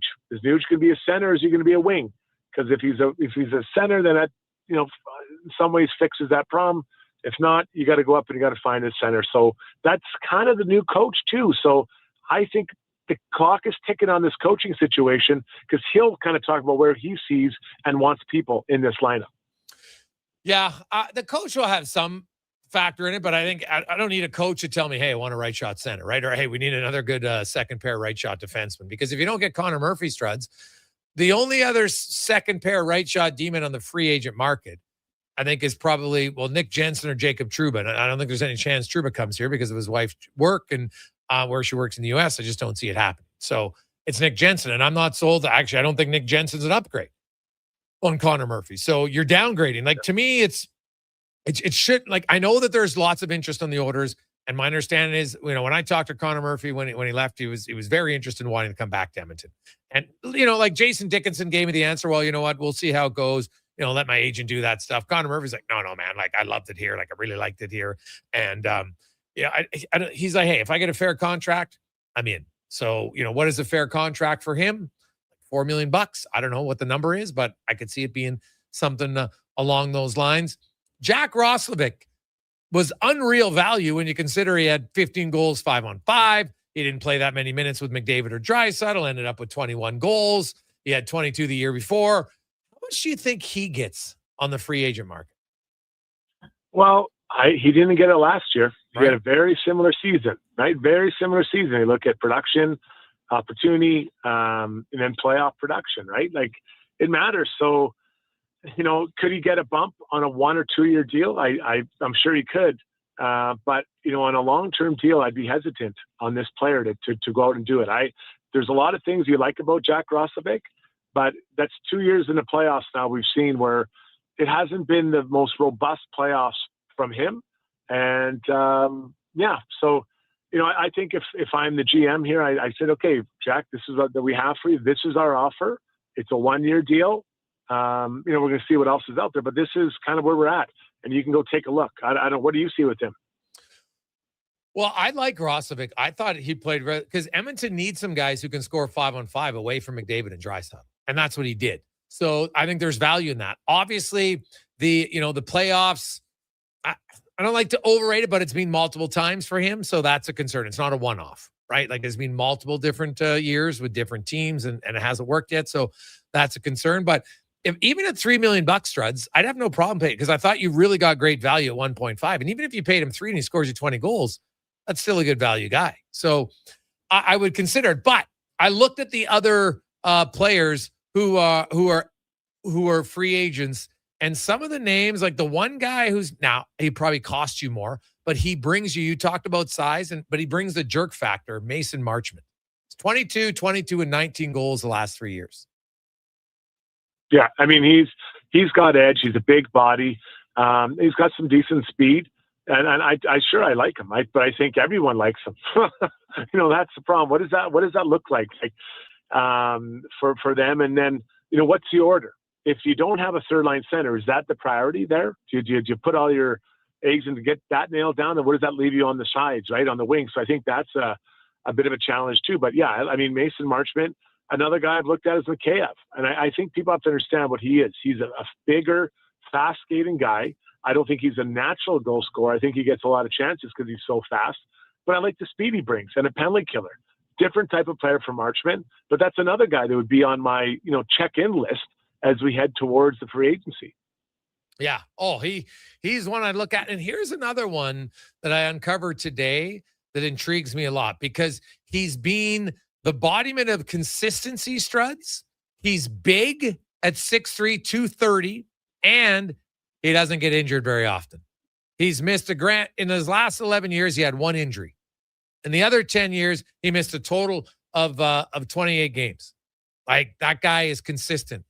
Anders Lee. Now, he's older, but he scored 19 goals last year. That guy is basically chalk him in for 20. Big body. Like, when I look at him and think, geez, third line, like when I look at Vegas's third line and fourth line, just heavier, bigger bodies, I have a lot of time for Anders Lee. What about you? Yeah, I think that slotted correctly, I think he's a guy. He can score. He is heavy. He's been down there a long time. Is he going to want to leave? Maybe, but I think you have to sell him on the vision you just talked about, man. You're going to be part of our third line. You're going to be an important role. And he can still score, right? He can still score. And I like the size. I still value size. You're looking at Vegas, the way they play. They've got some big guys. And the Oilers, Matt Savoy's can be in this lineup, lightning fast, but not the heaviest of bodies. At some point, I think the Oilers need Ike Howard to transition from, AHL to NHL. I mean, if he can do that and he can score and be, disruptive, that's a huge thing, but you still need some size to complement those guys, the Podkolzins and those types of players. So, he's a guy. Another guy I check in. Like, there's a lot of people to check in on and see where they're at. How, what are they thinking? Because are you satisfied with Szymanski? Is it fourth line center? Is it Koldock, Szymanski, Trent Frederick? Does the new coach want to give Frederick try to, right away say you're part of a line on a third line with X, Y, and Frederick? Like, those are all things you have to figure out, because they need an uptick from Frederick. They need an uptick from Wallman. They need an uptick from Jari. If they can get those 3 guys upticking, that's a significant improvement in your team, and you haven't spent any assets or any more money to get them. Yeah, that's totally fair. You look at Connor Ingram, Tristan Jarry. Do you come back with those two? Do you look elsewhere? What do? You think in net? Well, I think there's going to be lots of goalies out there. Now the challenge for the Oilers is that there will be some free agent ones, but for trades, I've heard guys like Devin Levi kicking around. Those type of Gustafsson, although he's got the injury situation, how much do the Oilers have to send out to get that? And then the cap hits on some of these guys is more significant. So is there a Kevin Lankinen out there, that a guy that, a couple of years ago was looking for a home and they found a spot for him? Or do you go back with Connor Ingram? Is he going to try to get more, maybe not more money, but maybe some term? And do you want to be built in with those guys? What's the upside of these two guys? So for now, I'm not rushing into anything. I want to see what else is out there and what develops in this goalie market. Because even a guy like Aiden Hill, I'm not saying that they're going to trade him, but he will be another option to go out there for a team. And then that team might have a goalie that frees up another one, right? So the carousel, I think, is going to be pretty big for goaltenders in the NHL this summer. And I'm willing to take a look and see what else shakes loose. Jason Stradic joins us here, Sports 1440, sports1440.ca. Lastly, Struddy, the green and gold. They're beginning this week. I wrote it today at Elks Nation. Honestly, they started in 2021. It's not been good. 25-61. They started 0-3, 0-2, 0-3, 0-9, 0-7, 0-3. They never won their first game of the season. They never really had any momentum. They were a 500 team once at 2-2. They've never had a winning record in the history of the Elks portion. I would argue Saturday's game in Ottawa is the biggest game in franchise history with all the new moves, second-year coach, lots of second-year coordinators, lots of returning players against a team that also missed the playoffs last year, and an opportunity to go 1-0 and get some hype leading into your home opener. Where do you come out on the Elks and the biggest game in Elks franchise history? Yes, I think that's all accurate. And the thing that you didn't touch on is that for the guys in that dressing room to believe they're going in the right direction. Like they don't want, here we go again. We're not sure. You get off to a good start, and all of a sudden you're like, holy geez, your practices are more energetic. They're more intense. You bring more energy to the field every day, every practice, and you're like, hey, what the coaches are doing, they're right. We know we're on the right course. Let's keep going. And now, to steal your word, there's momentum heading into the second game. If you lose the first game, it's not disastrous, but you're like, okay, well, are we that team? Are we not team? They've got to take that step where they mentally believe they're no longer the doormat. They are now stepping ahead and making things happen. So it doesn't matter what sport you play. That's the facts. And I'm looking forward to seeing what they can do. And what an opportunity to start out on the road, just with your guys and your group, and you get that win, and then you move on and come home with full pedal or full gas all the way into your home opener. Friday, we'll see. Maybe the Elk Man will show up this year. We'll find out. We will see. Get the big rack out. Everyone loves it. Oh yeah, especially with the Timex on it. It's a natural fit. So awesome. I know. I got to get a neck brace to hold that thing up, man. It's heavy to wear. Heavy is the crown. Oh geez, yeah. Your crown and clown, very close difference, Ruddy. Have yourself an awesome Tuesday or Wednesday, excuse me. We'll talk to you next week. Yeah. See you guys. There you go. That's Jason Strudwick from the Guy Your Back podcast. We'll take a quick break. We'll come back. We got 5 questions to get to and more on the Gregor Show, presented by PlayAlberta.ca. Backing the home team goes beyond the bets. That's because your picks have provincial impact. Play Alberta is the only app in the province that puts all revenue directly back into supporting programs and services that Albertans rely on every day. By investing in the General Revenue Fund, every play, bet, and buy made on Play Alberta helps make a difference across the province. Visit playalberta.ca/Gregor to learn more. That's playalberta.ca/Gregor. Must be 18 plus to play. If you gamble, use your game sense. Big news today. Big news. Big news. Who's that working on the underground utilities over there? All-Star Construction, that's who. What about the street lighting? Yep, All-Star Construction. And the directional drilling, hydrovacking, neighborhood renewal, and telecommunication work? Yep. And yep. Since 2009, All-Star Construction has been doing all that and more. shaping and building Edmonton communities for land developers all And around now, Edmonton. Donnie P. That's what All-Star Construction is all about. And my goodness gracious, Donnie P. Located in the heart of the Silent You Ice Center, earned every just minutes single from bit of South it. Edmonton 2-minute Commons. warning. Summit is Jason your Gregor, destination for Conrad exceptional Halley, house-made pizza, and delicious entrees, and expertly crafted cocktails. Experience the perfect blend of flavor and ambiance in a modern setting. Join us for a straightforward yet elevated dining experience where our commitment to quality speaks to every bite and sip. Make Summit Restaurant your next night on the town. Say hello to your new favorite drinks. Introducing new McCafe Refreshers. Icy cool, undeniably refreshing, and available in 3 flavors. Strawberry watermelon, mango pineapple, and blackberry passion fruit. Only at McDonald's. Getting your vehicle sparkling clean doesn't have to cost a fortune. Take it into Hughes today and pay just loonies a wash. Find us at hughescarwash.com. Smart, connected, community driven. Jason Gregor sets the standard for sports talk in Edmonton. Join the conversation on Sports 1440. Text Gregor 833-401-1440. Sports 1440, where Edmonton talks sports. You've got a go-to coffee spot, a trusted barber, even a lucky game day jersey.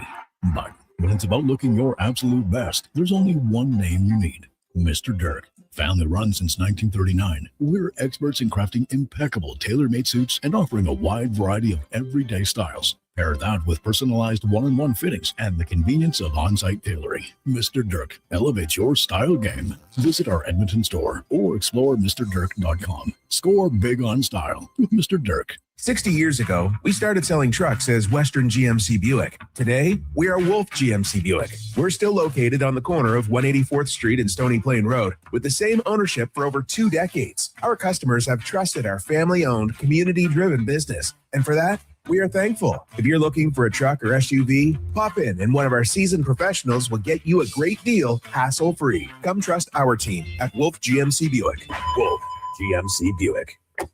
We're making it easy. Debt can take over your life. The stress, the constant worry, it can feel like you're drowning. When people come to see me, they're often anxious and feeling hopeless. But when I explain how I can help them get out of debt, those feelings melt away. I'm Parveen Middleton, licensed insolvency trustee at BDO here in Edmonton. I will create a personalized debt relief plan so you can move forward with confidence. Call 1-833-BDO-TALK or visit bdodebt.ca to discover your debt-free future. Alberta, we're wild and tough and beautiful. We agree that good enough isn't good enough. And though everything that matters starts with a home and a family. At Lux, our family has been handcrafting windows and doors for this incredible place for over half a century. There's no place we'd rather be. Everything we are is windows and doors. A company born and bred and made in Alberta.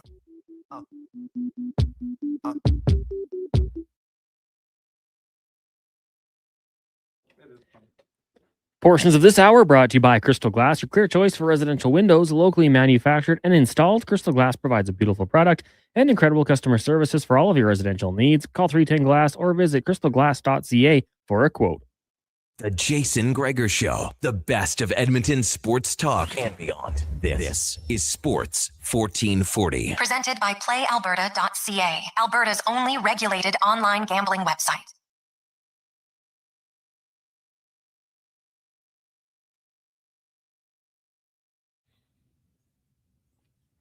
$450. Jason Gregor, Connor Halley. Congratulations. It's just in.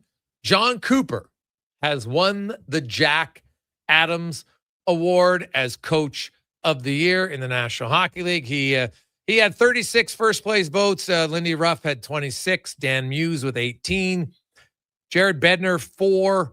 Marty St. Louis, 4. Travis Green, 4. Rick Tocchet, 3. Marco Sturm, 1. And Rod Brindamore got 3 as well. So most points, Cooper, 226. Lindy Ruff, 223. And Dan Muse, 199. Those are the 3 favorites by quite a bit. Jared Bednar coming in a distance 4th. So there you have it for John Cooper. And Lindy Ruff. Pretty close voting. Can't get much closer than that, really. The only way you get closer is 2 points difference. So I'd like to see if that was the closest vote, voting-wise, in the Coach of the Year award. We'll see. It's voted on by the NHL Broadcasters Association. 833-401-1440, 833-401-1440, as it's time for 5 questions brought to you by The Brick. And coming up this weekend, you can get up to 25% off patio furniture, 40% off select mattresses, and Door Crasher deal starts on Friday. You can get Frigidaire top freezer fridge for only $349 at The Brick and thebrick.com. It's time for 5 questions on the Jason Gregor Show. All right, Jason, very interesting game last night. What was the biggest takeaway from game 1 of the Stanley Cup final? Well, I think just Vegas's ability to come back repeatedly in that game, and that Carolina was the team that kind of blinked first, making more mistakes.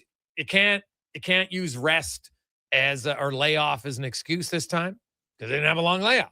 So that, to me, I was surprised. I thought there would be a few more chances, Cons, in game 1 that we saw, and usually the series will tighten up a little bit as it goes. But last night, man, like there was more breakaways than I expected. I loved it. Like it was highly entertaining. I'm with you. And like the offensive output, I thought we might see a little bit more cautiousness out there, like 3-1, 3-2 type of game. But you saw the big opportunities, and even despite the score, and you look at the numbers, the goaltender save percentages weren't the best. They still made some big saves in key moments. So yeah, really good game. The excitement level was higher than I thought it would be for the first game.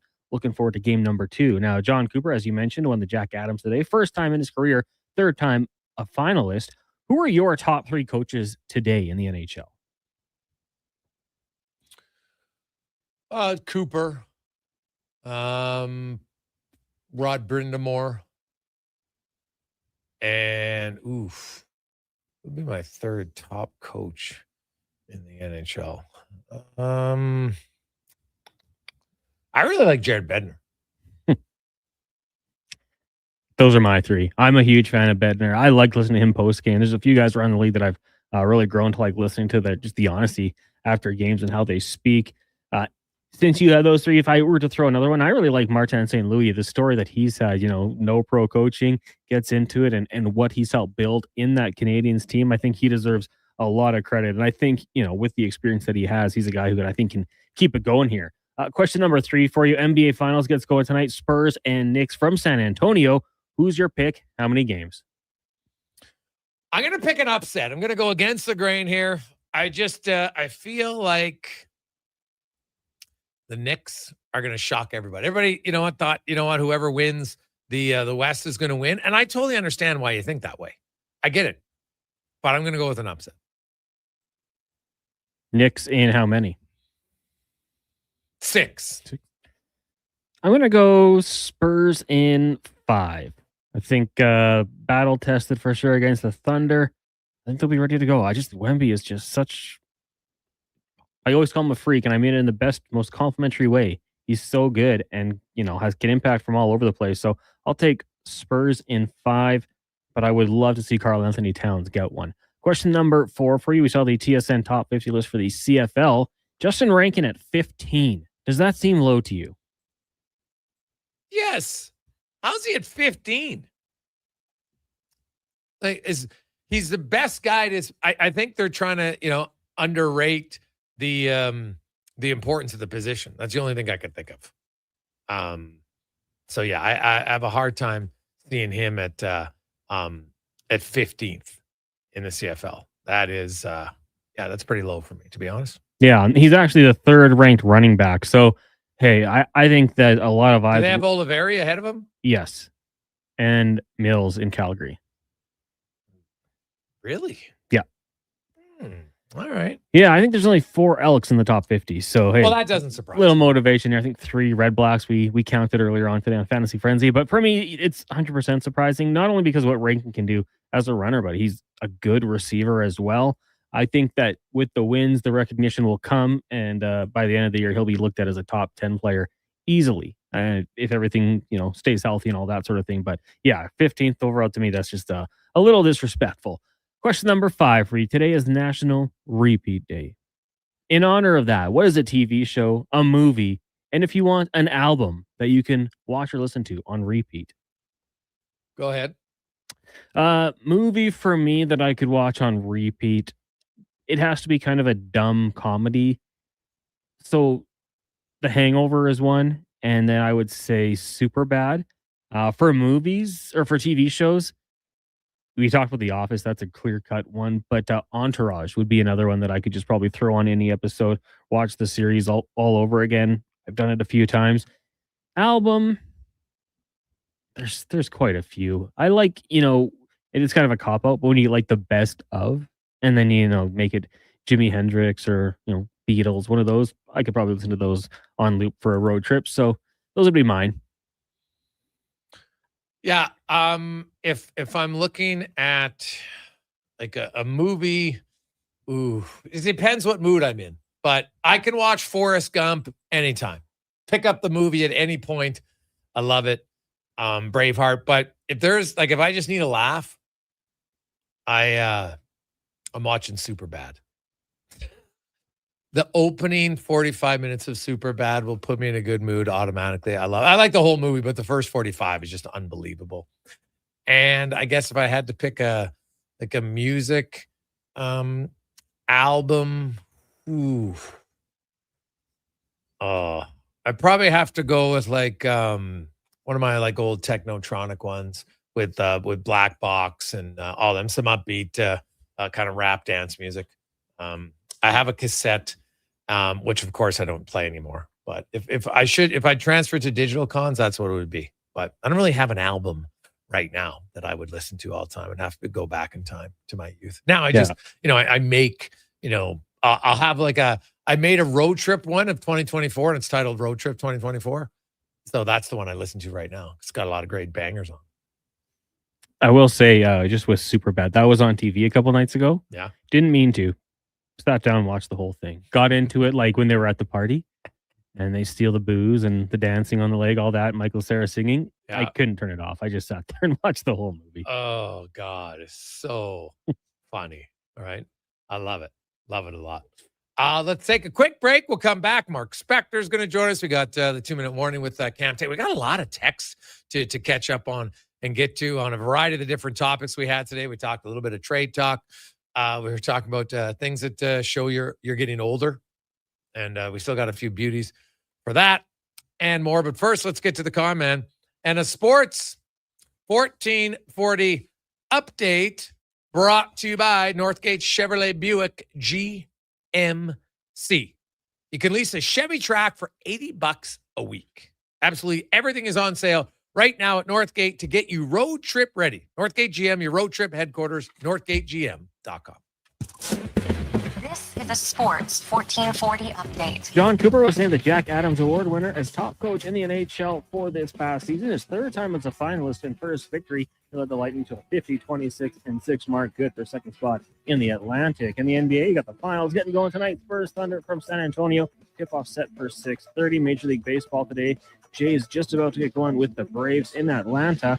We'll have that one for you here on our AM feed immediately following the Jason Gregor Show. 2 games underway right now, both early. Red Sox, Orioles, Padres, Phillies, scoreless. Later on tonight, the Yankees and Guardians. The Royals are in Cincinnati. Brewers host the Giants. Rangers get the Cards. Cubbies and Athletics. Pirates head to Houston with the Dodgers taking on the Diamondbacks earlier on today. Mariners fell to the Mets 7-1. Bo Bichette 4 hits, 3 ribbies in the win. He also the White Sox over the Twins 8-0. Rays fall to the Tigers 7-2, and the Marlins over the Nationals by a score of 4-1. The Riverhawks in Victoria once again taking on the Harbor Cats. First pitch 7:35, and Canada's Felix Auger-Aliassime team's run at Roland Garros has come to an end after he suffered a 4-set loss to Italy's Flavio Caboli in the quarterfinals. From the WNBA, Toronto taking on the Liberty. That one gets going at 5:30. Coming up in hour 4 of the Jason Gregor Show, we'll be joined by Mark Spector of Rogers Sportsnet and get to CanTorque's 2-minute warning. I'm Connor Halley. This has been a Sports 1440 update. Sports 1440 in West Edmonton Mall and Wetaskiwin. CKJR is a Stingray radio station. Download the free radio player app and listen wherever you go. Hey there, I'm in the Fountain Tire sidecar, making a list of the things I'm doing this spring. 1, saving you money. with up to 20% off select tires until June 13th. 2, water skiing. Tricky in a sidecar, but fun. And 3, saving you more money with mail-in rebates of up to $100 off a set of 4 select tires and $50 off a $150 service with the purchase of 4 select tires. Oh, that's 4 things. Oh well, restrictions apply. Book online at fountaintire.com. Fountain Tire. We're on this road together, Canada.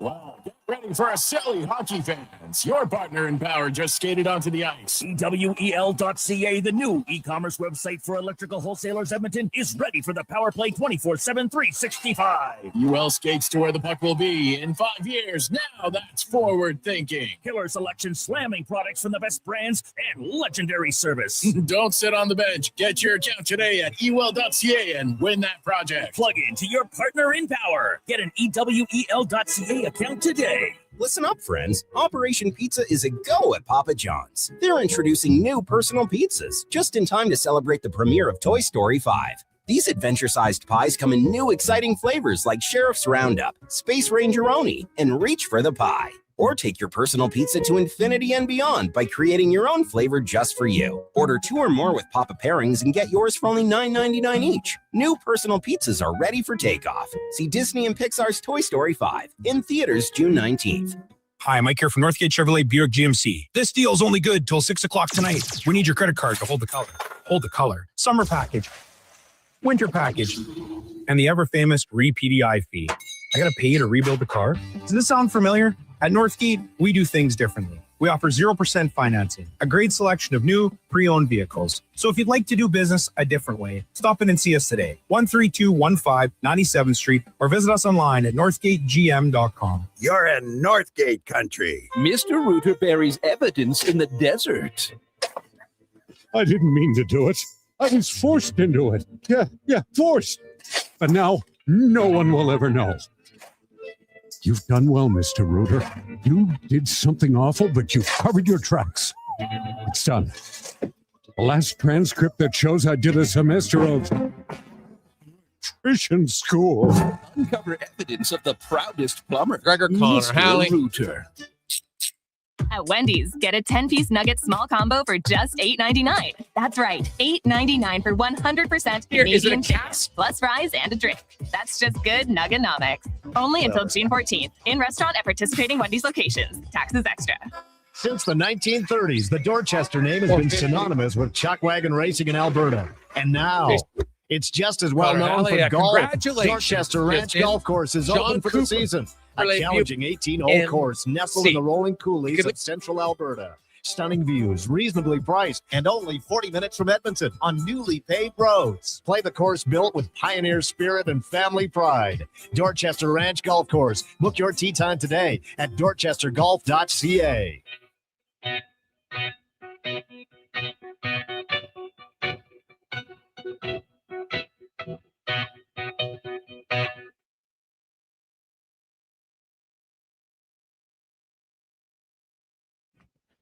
Portions of this hour brought to you by Jaffa Machinery. Big jobs, tight spaces, serious reliability. Emerald Equipment is now your local Yanmar dealer. Compact track loaders, mini excavators, wheel loaders, tough, reliable machines built for any job. JaffaMachinery.com.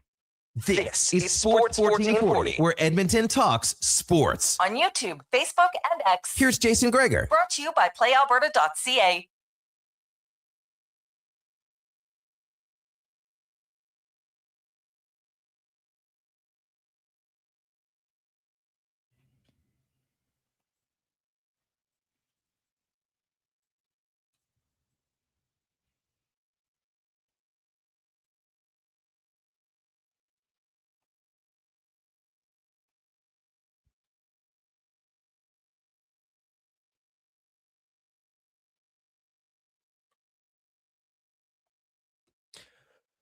Just after 5 o'clock, you make your way home. You made it through hump day. Congratulations. The weekend is in sight. 2 more days and we're ready to roll. Hope you got big plans. I know a lot of you getting back out on soccer pitches tonight. The slow pitch, maybe at the golf course. Feel like being pent up for a few days with the rain. So it's good. Get outside, enjoy it. Running, biking. It's fantastic. That time of year, baby. And man, is everything green right now. It looks awesome. Welcome back to the Gregor Show. Alberta.ca, where, hey, if maybe you want to get some green and try out some of the Jason Gregor Show odds boost specials tonight at playalberta.ca. 833-401-1440, 833-401-1440. You can always text in your thoughts as we get to the Spec Report, brought to you by GS Construction, your underground infrastructure specialist who is hiring, looking for operators, pipe layers, top men, and just looking to start. Maybe you need to change your career. Go to gsconstruction.ca. Look up careers if you want to work for an awesome company. As Mark Spector from Rogers Sportsnet joins us, and Spec, John Cooper wins his first Coach of the Year. Some would say overdue. Others would argue that Lindy Ruff did a better job. What say you? Well, first of all, he won by 3 voting points, 226 to 223 over Lindy Ruff. My money would have been on Lindy Ruff because he took a team. Let's face it, that team missed the playoffs for 14 years in a row, and they were dead and buried at, what were they when they fired Kevin Adams? Was that mid-November, would you say? Yes. November 10th, November 14th, as I recall. And Lindy got that team in the playoffs and was a powerhouse team all the way down the stretch, one of the top teams in the league. So personally, and we don't vote, the Adams is voted on by the broadcasters, correct? Yes. Yep. Broadcasters. So those bunch of dummies got it wrong, but I'm just kidding. Personally, I would have had Lindy ahead, but listen, it's a tough vote, close vote, and majority rules. Yeah. How about you? Where'd you stand on it? Yeah, I didn't have a big issue with it. I look at what Cooper did with all the injuries, Hedman, McDonough, Cernak, and you know what? All the guys who stepped in played really well. So I'll go with I have no problem with John Cooper winning. Because to me, I got no problem with it either. The first 25 games a year, not a lot of people are going to say, "Oh, Lindy Ruff was a great coach," because they were in dead last. Yep. Listen, we can split this pie up however we want. I would say to you that Cooper has a way better program in Tampa from which to, a podium from which to coach, but he's part of that program. He's built it, helped to build it. Lindy Ruff starting, in a place of absolute failure for the longest time. His culture issues there were massive, and they managed to turn that around and find a winning dressing room out of a dressing room that's managed to do everything wrong for a decade and a half. So that to me is the bigger challenge in Buffalo, but Coop's a hell of a coach. He's earns it. I'm not going to take a Jack Adams away from John Cooper. No chance. The game 1 of the Stanley Cup final, excitement galore, chances galore. And I thought, both teams afterwards, pretty honest in their assessments, especially Rod Brind'Amour. Hey, we just made too many mistakes, and now we'll see how they bounce back. But man, odds aren't in their favor for them to do it now. Florida did it last year, so it definitely doesn't mean you can't do it. But when you lose the first game at home in a Stanley Cup final, it's not great success rate usually. It's not, but I feel like home ice advantage is less and less as we go on here in hockey. I want to say this, that like the hockey culture is that when your team scores a goal, we all say, man, our team made a bunch of great plays. And when your team gets scored against, we all go, man, my team made a bunch of mistakes and allowed that goal. I would say certainly the hurdle goal at the end was a great play by Sissons, puts it on against the grain of play, puts it on Hurdle's tape. He's got time to pick a corner, and he does. Brind'Amour is going to look at that game and say we gave up way more than we've given up all playoffs long, and he's right about that. That's not the game we thought we'd see from Carolina. So now we do this, Jay. They go, okay, I'll give Brind'Amour's team a one-off. They gave up more than they planned to give up. They made some mistakes. Okay, fine.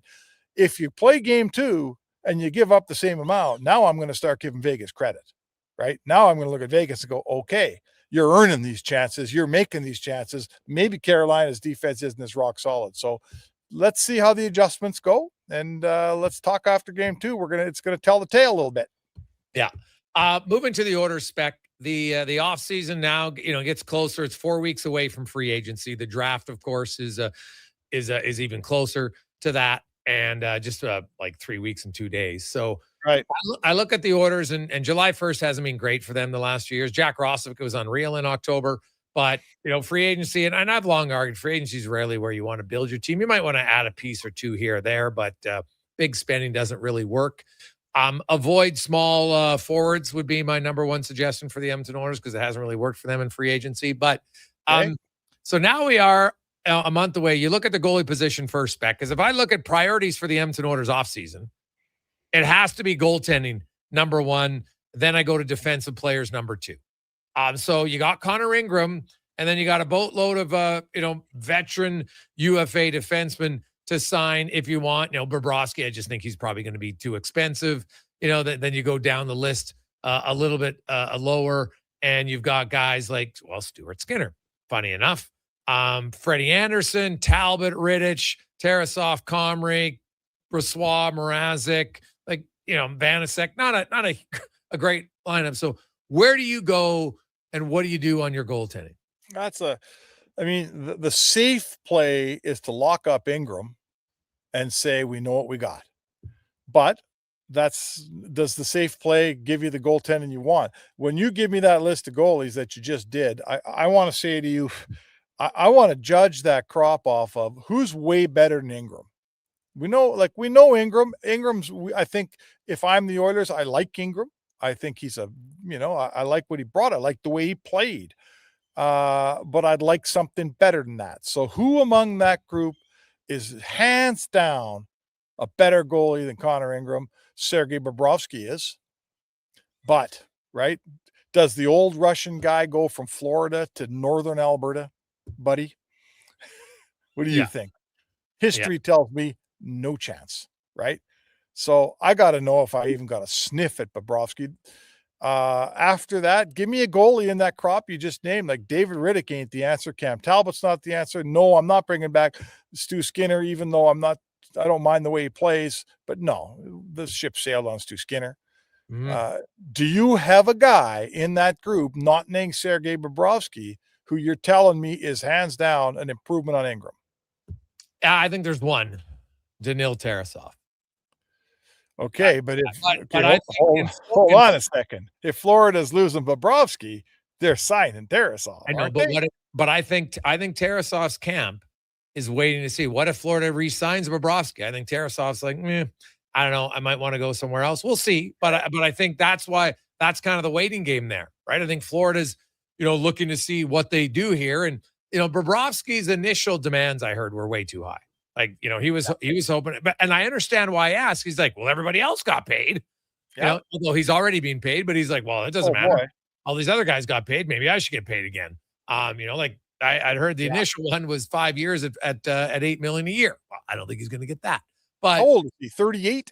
Yes. So 37, I think it is. Yeah. He's looking at the Brad Marchand deal. Say, hey, wait a sec. I won 2 cups with you guys. This guy won 1. He got it all the way to 42. Why can't I? So I can understand why. Well, neither would I. But hey, never hurts to ask. So we'll see where it comes to, after that. And he'll be 38 in September. Bobrovsky will. So, but I think that now, ideally, maybe they just get both of them, right? Depending on it, and see what the money is, playing time. Because Tarasov's numbers, man, were surprisingly pretty good on a team that was decimated by injuries. Yeah, his numbers were good on a team that wasn't, frankly, good. Don't take that the wrong way. Florida's a really good team, but this year they had a lot of struggles. They weren't nearly as good as they used to be. So yes, I've seen Tarasov's numbers and they're excellent, but I mean, there's a matrix there. I've also heard this Binnington to Florida rumor. I think, was it Valaquette talking about that, or Woodley, one of those goalie guys. So, I mean, if Binnington goes, Bob's out, and Tarasov's probably going to get more starts, but he's still not your number one. Do I see enough in Tarasov to pin my, if I'm Bowman and I look at Tarasov and my goalie people say, this is your guy, he could be a number one. Well, then I'm selling the farm to get him. Like, what this organization needs is a goalie that can come in here and everybody believes in him that he's a number one, because they don't have one of those guys. Jari's not that guy, and Ingram, I don't think he's that guy. Do you think everyone in that room and everyone in that organization looks at Ingram and says, this is the guy, he can take us to a cup? You think so? Well, I don't know if you have to look at the goalie and say, okay, he's going to take us to the cup. It's just, and honestly, Spec, they can't say that, because I would the goalie and say, is this defensive commitment in front of me going to take me to a cup? Right? Like there's no goalie that can win. Now the Oilers came very close twice, so they're not that far away when they commit to playing defensively. I don't think they committed as well last year, and obviously the new coach is going to have a say in that. Although I don't blame the coach solely for that. Like the coach doesn't make the on-ice decisions at the end of the day. But so yeah, I could bring Ingram back, but like there's no clear like number one 60-game starter guy out there. It's probably going to be that we hope Tristan Jarry plays better, and maybe he's a 40, 50-game guy, and the other guy is a 30 to 40-game guy. I think that's where they're at. Well, you're telling me that Jarry's my number one then. Is that what you're telling me? Well, not necessarily. It might be 1 and 1A. Like there might not be a number one. Maybe. And I think you have to get your head. Like, I think we've had this conversation. It seems to me we have. My opinion is on the record. I don't think you're going to get a guy where you look at him and go, ha, we got him. Hellebuck, Shesterkin, Sorokin, Vasilevsky, of that quality. You're not getting that guy. You might get a young guy like an unknown like Tarasov. You might, like Philly got with Vladar. Well, Vladar was just a backup in Calgary, man. And I don't know how good he really is. Who knows? So my point is this. If we'll agree you're not getting one of the top guys, then you better damn well get your defensive game in order and get committed and have a proper defensive structure. So all of those guys who won cups named Aiden Hill and Antti Niemi and guys who aren't Hellebuck and Vasilevsky, they won cups. There's guys out there with Stanley Cup rings, right? So if that's how you're going to have to win your cup, then you better be a hell of a lot better on the blue line and with your defensive concept. And that's, to me, who the Oilers have to be. They're not going to get the goalie we all dream about them getting, people. It ain't going to happen. So you better learn how to play proper defensive hockey much, much better than they did last season. Yeah, no, that is totally fair. Lastly, Spec, you look around the NHL and the finals here, and Carolina is good, and Vegas is obviously very good. There's all these rumors, Detroit and Kosa, right? And Sebastian Kosa. Where do you come out on a guy who's played one NHL game? Like, I have no problem if Edmonton acquires him, and maybe he's ready. I just don't know. Right. And if you're going to do it, I guess it depends on cost, but I just don't understand why Detroit would do it. And like people are saying, wow, I've heard Augustine's been guaranteed a spot in Detroit. And if that's the case, then Detroit's got real bigger problems, because to just guarantee someone a spot on your roster, I don't buy it. Right. Like I'm not sold. I know that it's happened in the past. I think it's rare, but I know it's happened in the past. Yeah. And I look at Kosa and, like, where do you come out on a guy who's got one NHL game? He's been good in the American League, not outstanding, but good. Is he a guy that you would tie your carriage to in season number 3 for Stan Bowman? Yeah, no. I mean, two things. I wouldn't give up on Kosa. If I, like, at this point, Detroit's trading him you're not giving up a ton for Kosa. Right? If you feel like, if your goalie people tell you, we think this guy can really play, sure, I'm bringing him over here. I'm giving him a shot, but I can't in this Connor McDavid's second last season, possibly in Edmonton, possibly his last season in Edmonton. Am I going to go to war with Jarry and a guy that's played one NHL game? I can't do that. Right? That my whole team starts the season out going, what? This is the goaltending you're giving us? A guy that's played one game and a guy that struggled like crazy last year? Bowman has to give his team a reason to believe in goal, Jason. Like, this isn't the Calgary Flames where everyone goes to camp going, hey, we ain't winning nothing this year, but that's not who we are yet. We're going to try to win in 5 years. Edmonton has to believe they can win a Stanley Cup. If Bowman gives his team goaltending that they have no belief in, then he's failed this summer. Even if it's Ingram and Jari, you could say, hey, you know what? Those guys stop some pucks. I could sell that. But I can't sell Jari and Kosa. No chance. Can you? It would be hard. Yeah. It would be difficult. You go stand in front of Leon Draisaitl and say, okay, Leon, here's the plan. And lay that plan down for him. What do you think's coming back your way? Fair point. Beck, what about one last one for fun? And I know that, hey, he's probably looking to cash in. I get it. But like the Oilers could use a little bit of now I think Colton Dock brings it, and I think he brought it, but I wouldn't mind some more. Colton Dock. I have two guys. I have Anders Lee on a short-term deal. Always liked them. And AJ Greer. Ooh. Okay. What do you think? Or I think about Greer is I would say I'd rather take a fourth line right shot center either way. A Stenlin or even a Nola Char, because I just think Edmonton needs a right shot center. Unless they think Curtis Lazar is the guy to do it. No, Stenlin's. If Stenlin's my 4C, I'm happy with that. I like Stenlin. He's been good wherever he's been. I would say to you that who's the first guy you named that we liked?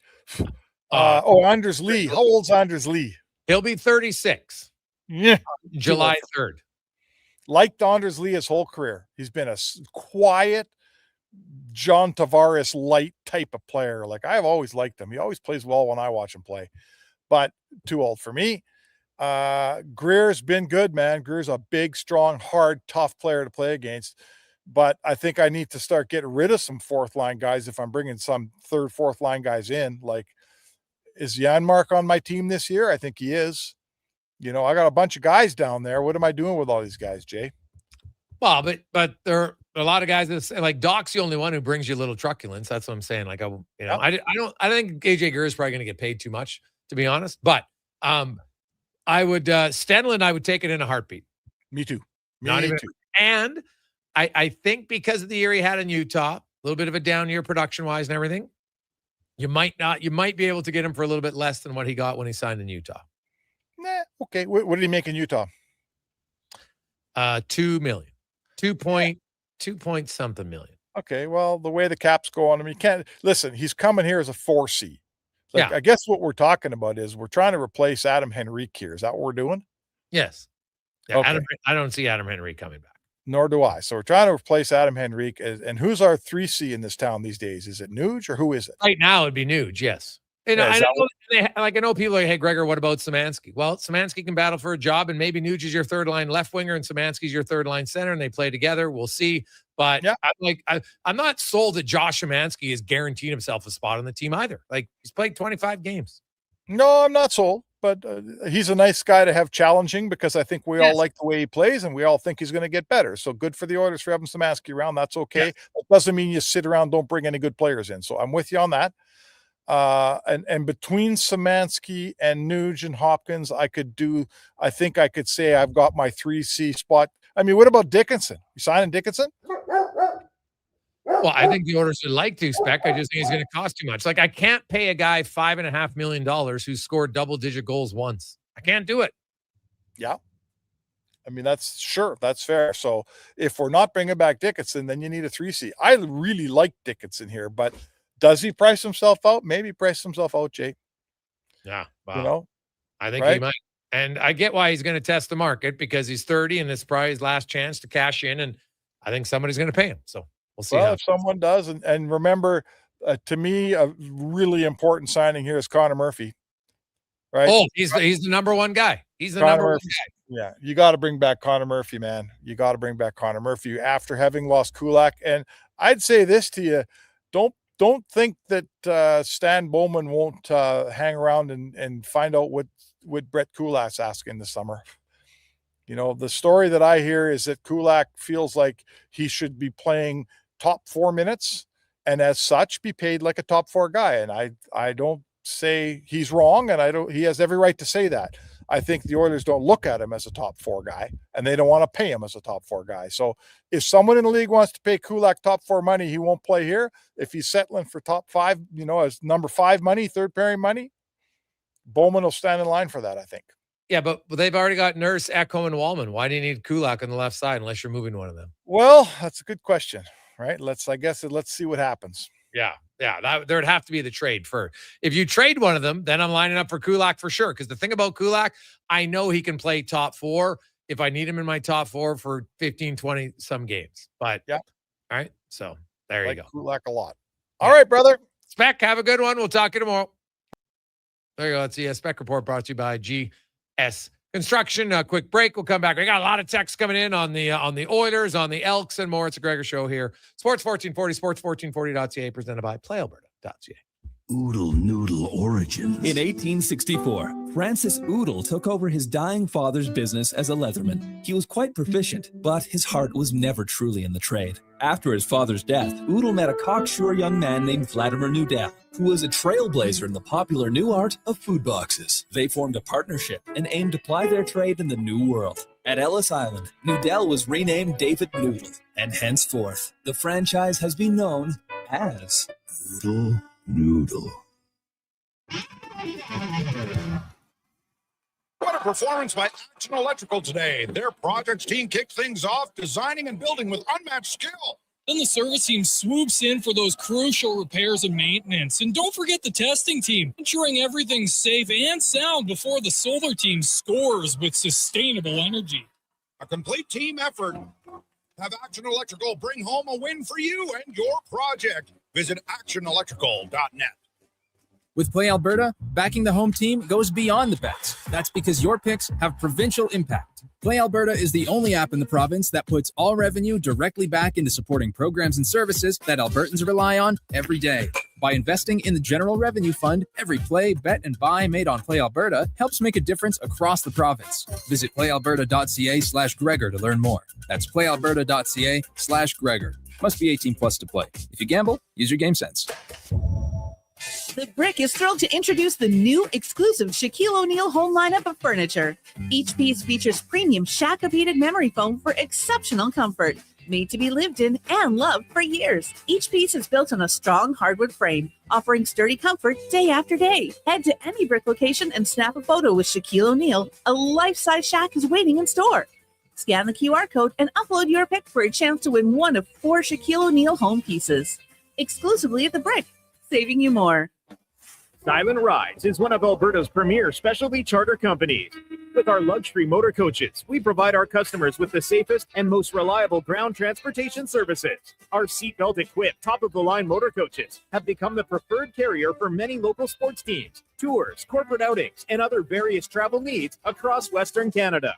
For more information and to request a quote, contact sales at 877-748-0991 or visit silentrides.ca.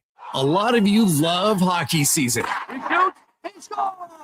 But when it comes to construction season, you're not as excited unless you work for GS Construction. It's true. As one season is winding down, ours is winding up with all sorts of great projects to make the city we live in better. And our team is hiring. GS Construction is scouting for pipe layers, topmen, and heavy equipment operators. So if you want to score a great job, visit gsconstruction.ca today. Start thinking spring road trips and off-road trips in your new Subaru Crosstrek. Stylish, rugged, and so many features. Standard on every Crosstrek. Subaru's symmetrical all-wheel drive, EyeSight driver assist technology, heated seats, and LED steering responsive headlights. Plus, with interest rates from 0.99%, you'll love the affordable weekly payments. No waiting, immediate delivery available. Subaru Crosstrek. Visit Subaru.ca. Welcome to Uncommon. Welcome to Subaru. The puck is passed up through the neutral zone, and here's a breakaway. He's coming in hot. He shoots it. Oh no, a broken stick. When it comes to performance, quality parts matter. Napa Auto Parts has all the reliable parts, tools, and more to keep your vehicle running like a playoff contender. With over 85 locations in Alberta, visit your local Napa store today or shop online at napacanada.com. That's Napa know-how.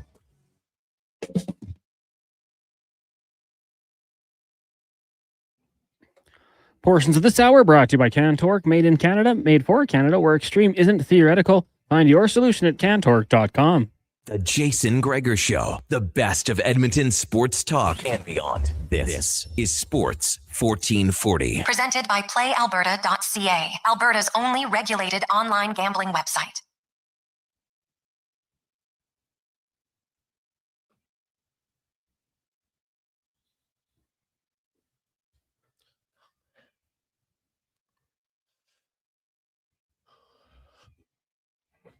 $5:30. Oh, it's a classic old school tune. How you doing on a Wednesday afternoon? Did you make your way home, or maybe you're making your way out to one of your kids' sporting events or other activities? After most people were cooped up for a few days in the house, but now you're out and about. Weather is nice. It's looking good for the weekend. Awesome stuff. You got lots going on if you're a sports fan. NBA championship tonight. You got the Jays in Atlanta. Jays scoring a run in the first inning.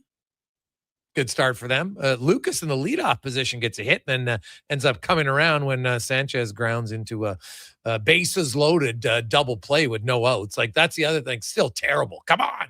Bases loaded, no outs. The last thing you want to do is ground into a double play. So the Jays were set up to get a lot more runs. They only end up with one. So still better than none, but still the offense of the Jays is sputtering far too often. Sputtering.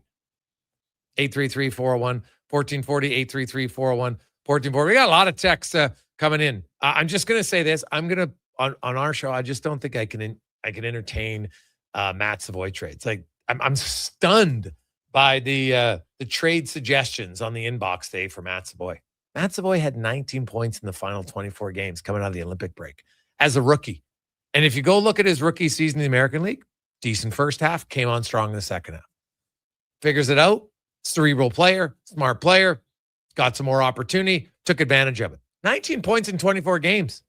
That's a 60-point pace, actually higher than a 60-point pace. So I think there's lots of arrows up for Matt Savoy that people are kind of sleeping on. Now, I'm not saying he's going to jump up to 60, but I think Matt Savoy could be a 45-point player next year. Should be really good. If I were to play devil's advocate, would that not be a good trading piece if you were to bring in something else? What are you bringing in? Well, I mean, Like, and that, what do people want, right? Well, they're talking about Cooley from Calgary. You're going to trade a backup goalie? Yeah, you might be okay. Like, why? You don't have to give up that much.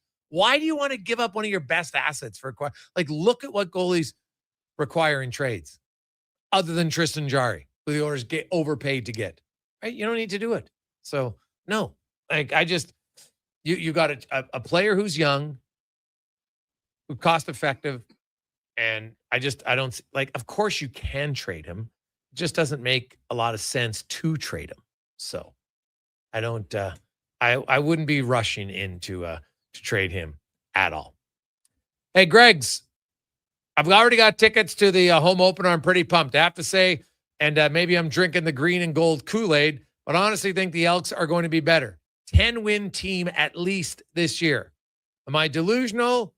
Give me your thoughts. Thanks. From Douglas. So 10 wins would be a 3-win improvement. It's a pretty big improvement. But keep in mind, the Elks last year, I can think of 2 games specifically where they had receivers open in the end zone, ball in their hand, dropped. Cost them 2 games. So let's just say they get one of those. They're at 8. Like, is a 2-win season doable? I think it is. Because here's the thing. The Elks' schedule to start the year, you're on the road in Ottawa. Ottawa has a new coaching staff. They were a bad team last year. And we know historically, like, it's hard to just snap your finger and change when you're bringing a whole new coaching staff. Look at the Elks, right? Look at other franchises. It's hard to do. Ottawa wasn't very good last year. This is a team, in theory, and it's theory, that you should say, hey, you should have a decent chance if we come out and play our game that we can win. Ottawa had the worst record in the CFL last year. They're 4-14. They only won 2 home games. So I'm not sure. Honestly, you couldn't have asked for it. Well, maybe Toronto. That would be maybe the only other better opening game, because I think Toronto, they don't look good either. So you start there. Then you get a bye week. And more importantly, this team has never really been able to build some confidence early in a season. They've had good second halves of seasons. One time they actually went 7-4 after starting 0-7, but by then it was good night, Irene. But I look at Edmonton and I don't think 12 or 10 wins is unrealistic, but it would be a very good season. If they got to 10 wins, that's a big improvement. They're 10-8. I'm assuming there's no ties. So I would take that as big. I think it's realistic. I don't think it's crazy, but like we're on to lots of things would have to go right for them to do that. Cons, where do you come out on 10-win season? Yeah, I mean, it'd be great. Last season, 10 wins would have got you crossover. It was 11 wins to make the playoffs in the West. So remember, the bar is pretty high, but we talked about it. You mentioned there, like you just go through this season, Gregor, and there was a 3-week stretch where they lost the Riders in Saskatchewan by 3 points, lost the Tiger Cats by 4, and then the Als in Montreal by 1. Like very close games. And then towards the end of the season, they lost the Argos by 1. They lost the Tiger Cats by 2. So, like, if you find a way to win 2 of those games, we know they probably should have won at least 2 of those games. You're in the playoff, or 2 more wins right there, right? So, I just think that the team, everyone is building that winning culture. They'll find a way to win those games. The following week, they did beat the Rough Riders. That was week 17 at home in a 1-possession game. Like the good teams find ways to win those games, and that's what they're building up there. So, yeah, 10 wins would be great. It'll be a ultra competitive Western Conference. We know that, but that's how you get into the playoffs. I think they can do it. I think they were close in so many games. We just hammered it so many times. They just can't have that 0-5 start and put themselves in such a big hole to start the year. This just coming down from Mitch Bannon reporting that the Blue Jays are acquiring right-handed pitcher Simeon Woods Richardson. Obviously, they're decimated on their pitching staff right now, Cons, but the numbers they're not great for him right now. Now I know like he's 0-7 pitching right now this year, so that's not great in 47 innings pitched. So giving up a lot of walks, almost over a walk per half inning, basically a half a walk every inning. Not great. 26 strikeouts in 47 innings.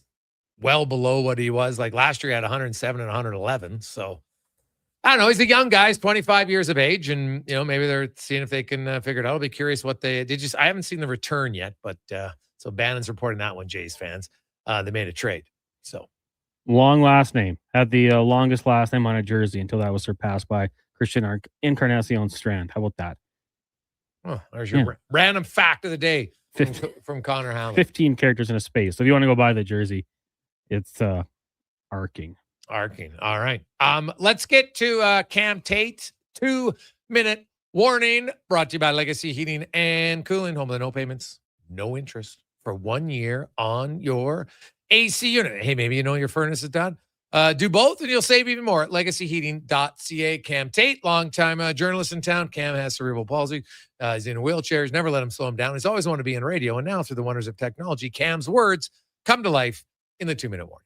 Big news today. Big news. Big news. The Hockey Hall of Fame dropped this one on this June. Chris Cuthbert is receiving the 2026 Foster Hewitt Memorial Award for outstanding contributions as a hockey broadcaster. The ceremony's in Toronto this November. And I'll be honest with you, when I heard it, I just stopped. CC. This one means something. This is a guy who has been the voice in your living room, your car, your basement, for more than 40 years. Began in Yorkton Television with Sports 1440's Morning Man Carius in Yorkton, Saskatchewan, Edmonton, Toronto, anywhere in this country with a rink and a remote control. He called Crosby's golden goal in Vancouver. He was Hockey Night in Canada. 3 Gemini Awards, 2 Canadian Screen Awards, already in the Canadian Football Hall of Fame. The man he collects Halls of Fame. That's just his thing, apparently. Yes. Let me tell you something. I was with CC one night after a tough Oilers playoff loss. The series heading to Dallas. Stars could eliminate Edmonton right there. Press conference wraps up. Everyone shuffles toward the bus, the big bird with the cast iron tail. And CC's got his wire-bound binder. He always has that binder. Always. He leans over, gives me a little tap on the knee with it, and goes, "See you back here for Game 6 in a few days." And he was right. Yes, yes. Now, this is a Saturday night in Edmonton. Game's over. He slips out the east door at Rexall Place, flags a cab, catches the red-eye to Toronto.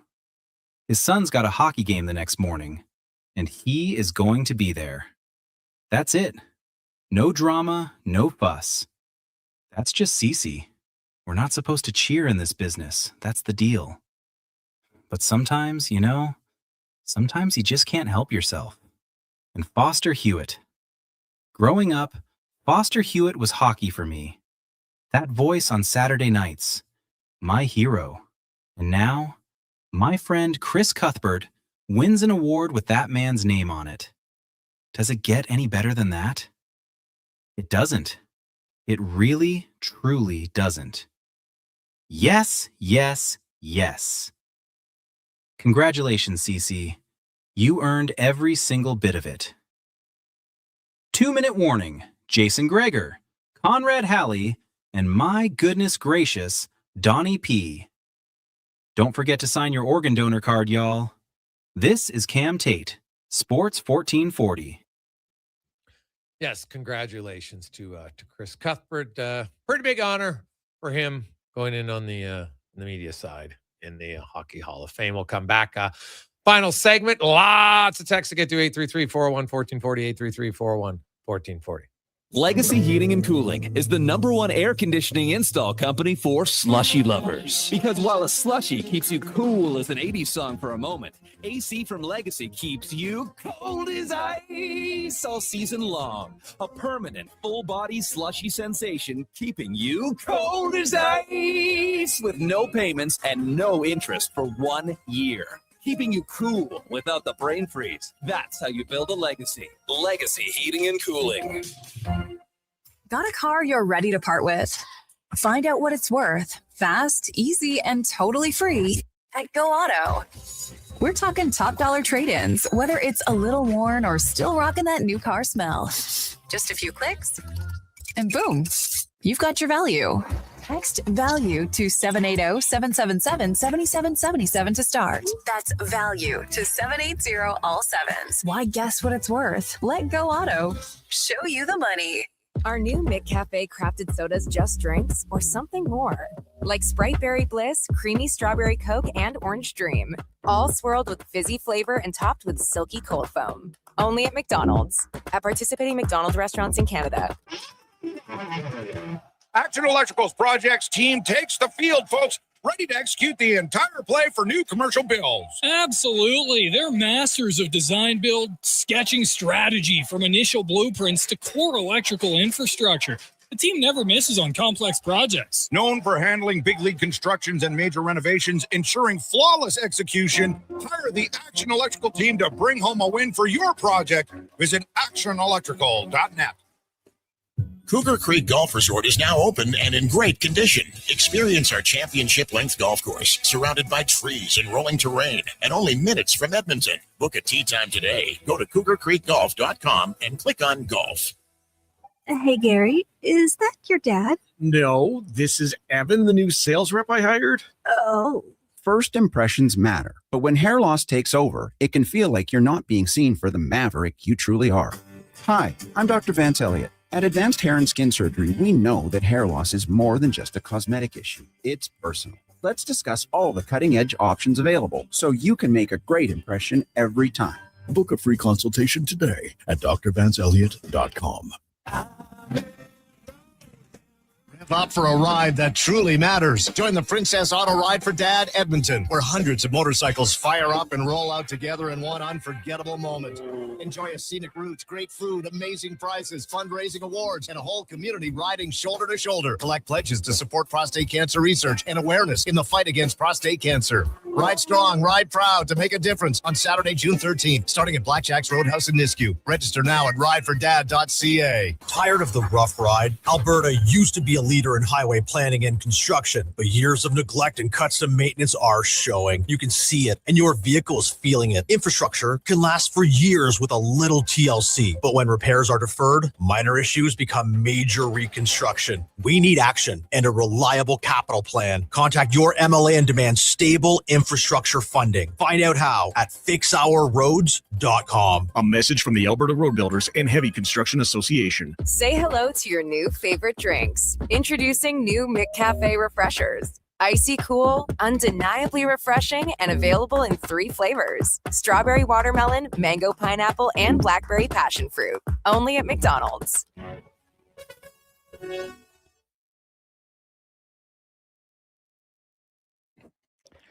Portions of this hour brought to you by Mortgages to Go. Need cash and have equity in your home? Mortgages to Go has you covered. When the bank says no, they say yes, and they've been doing it in Alberta for over 23 years. Call 1-888-888-5998 or visit mortgagestogo.ca. The Jason Gregor Show, the best of Edmonton sports talk and beyond. This is Sports 1440. Presented by PlayAlberta.ca, Alberta's only regulated online gambling website.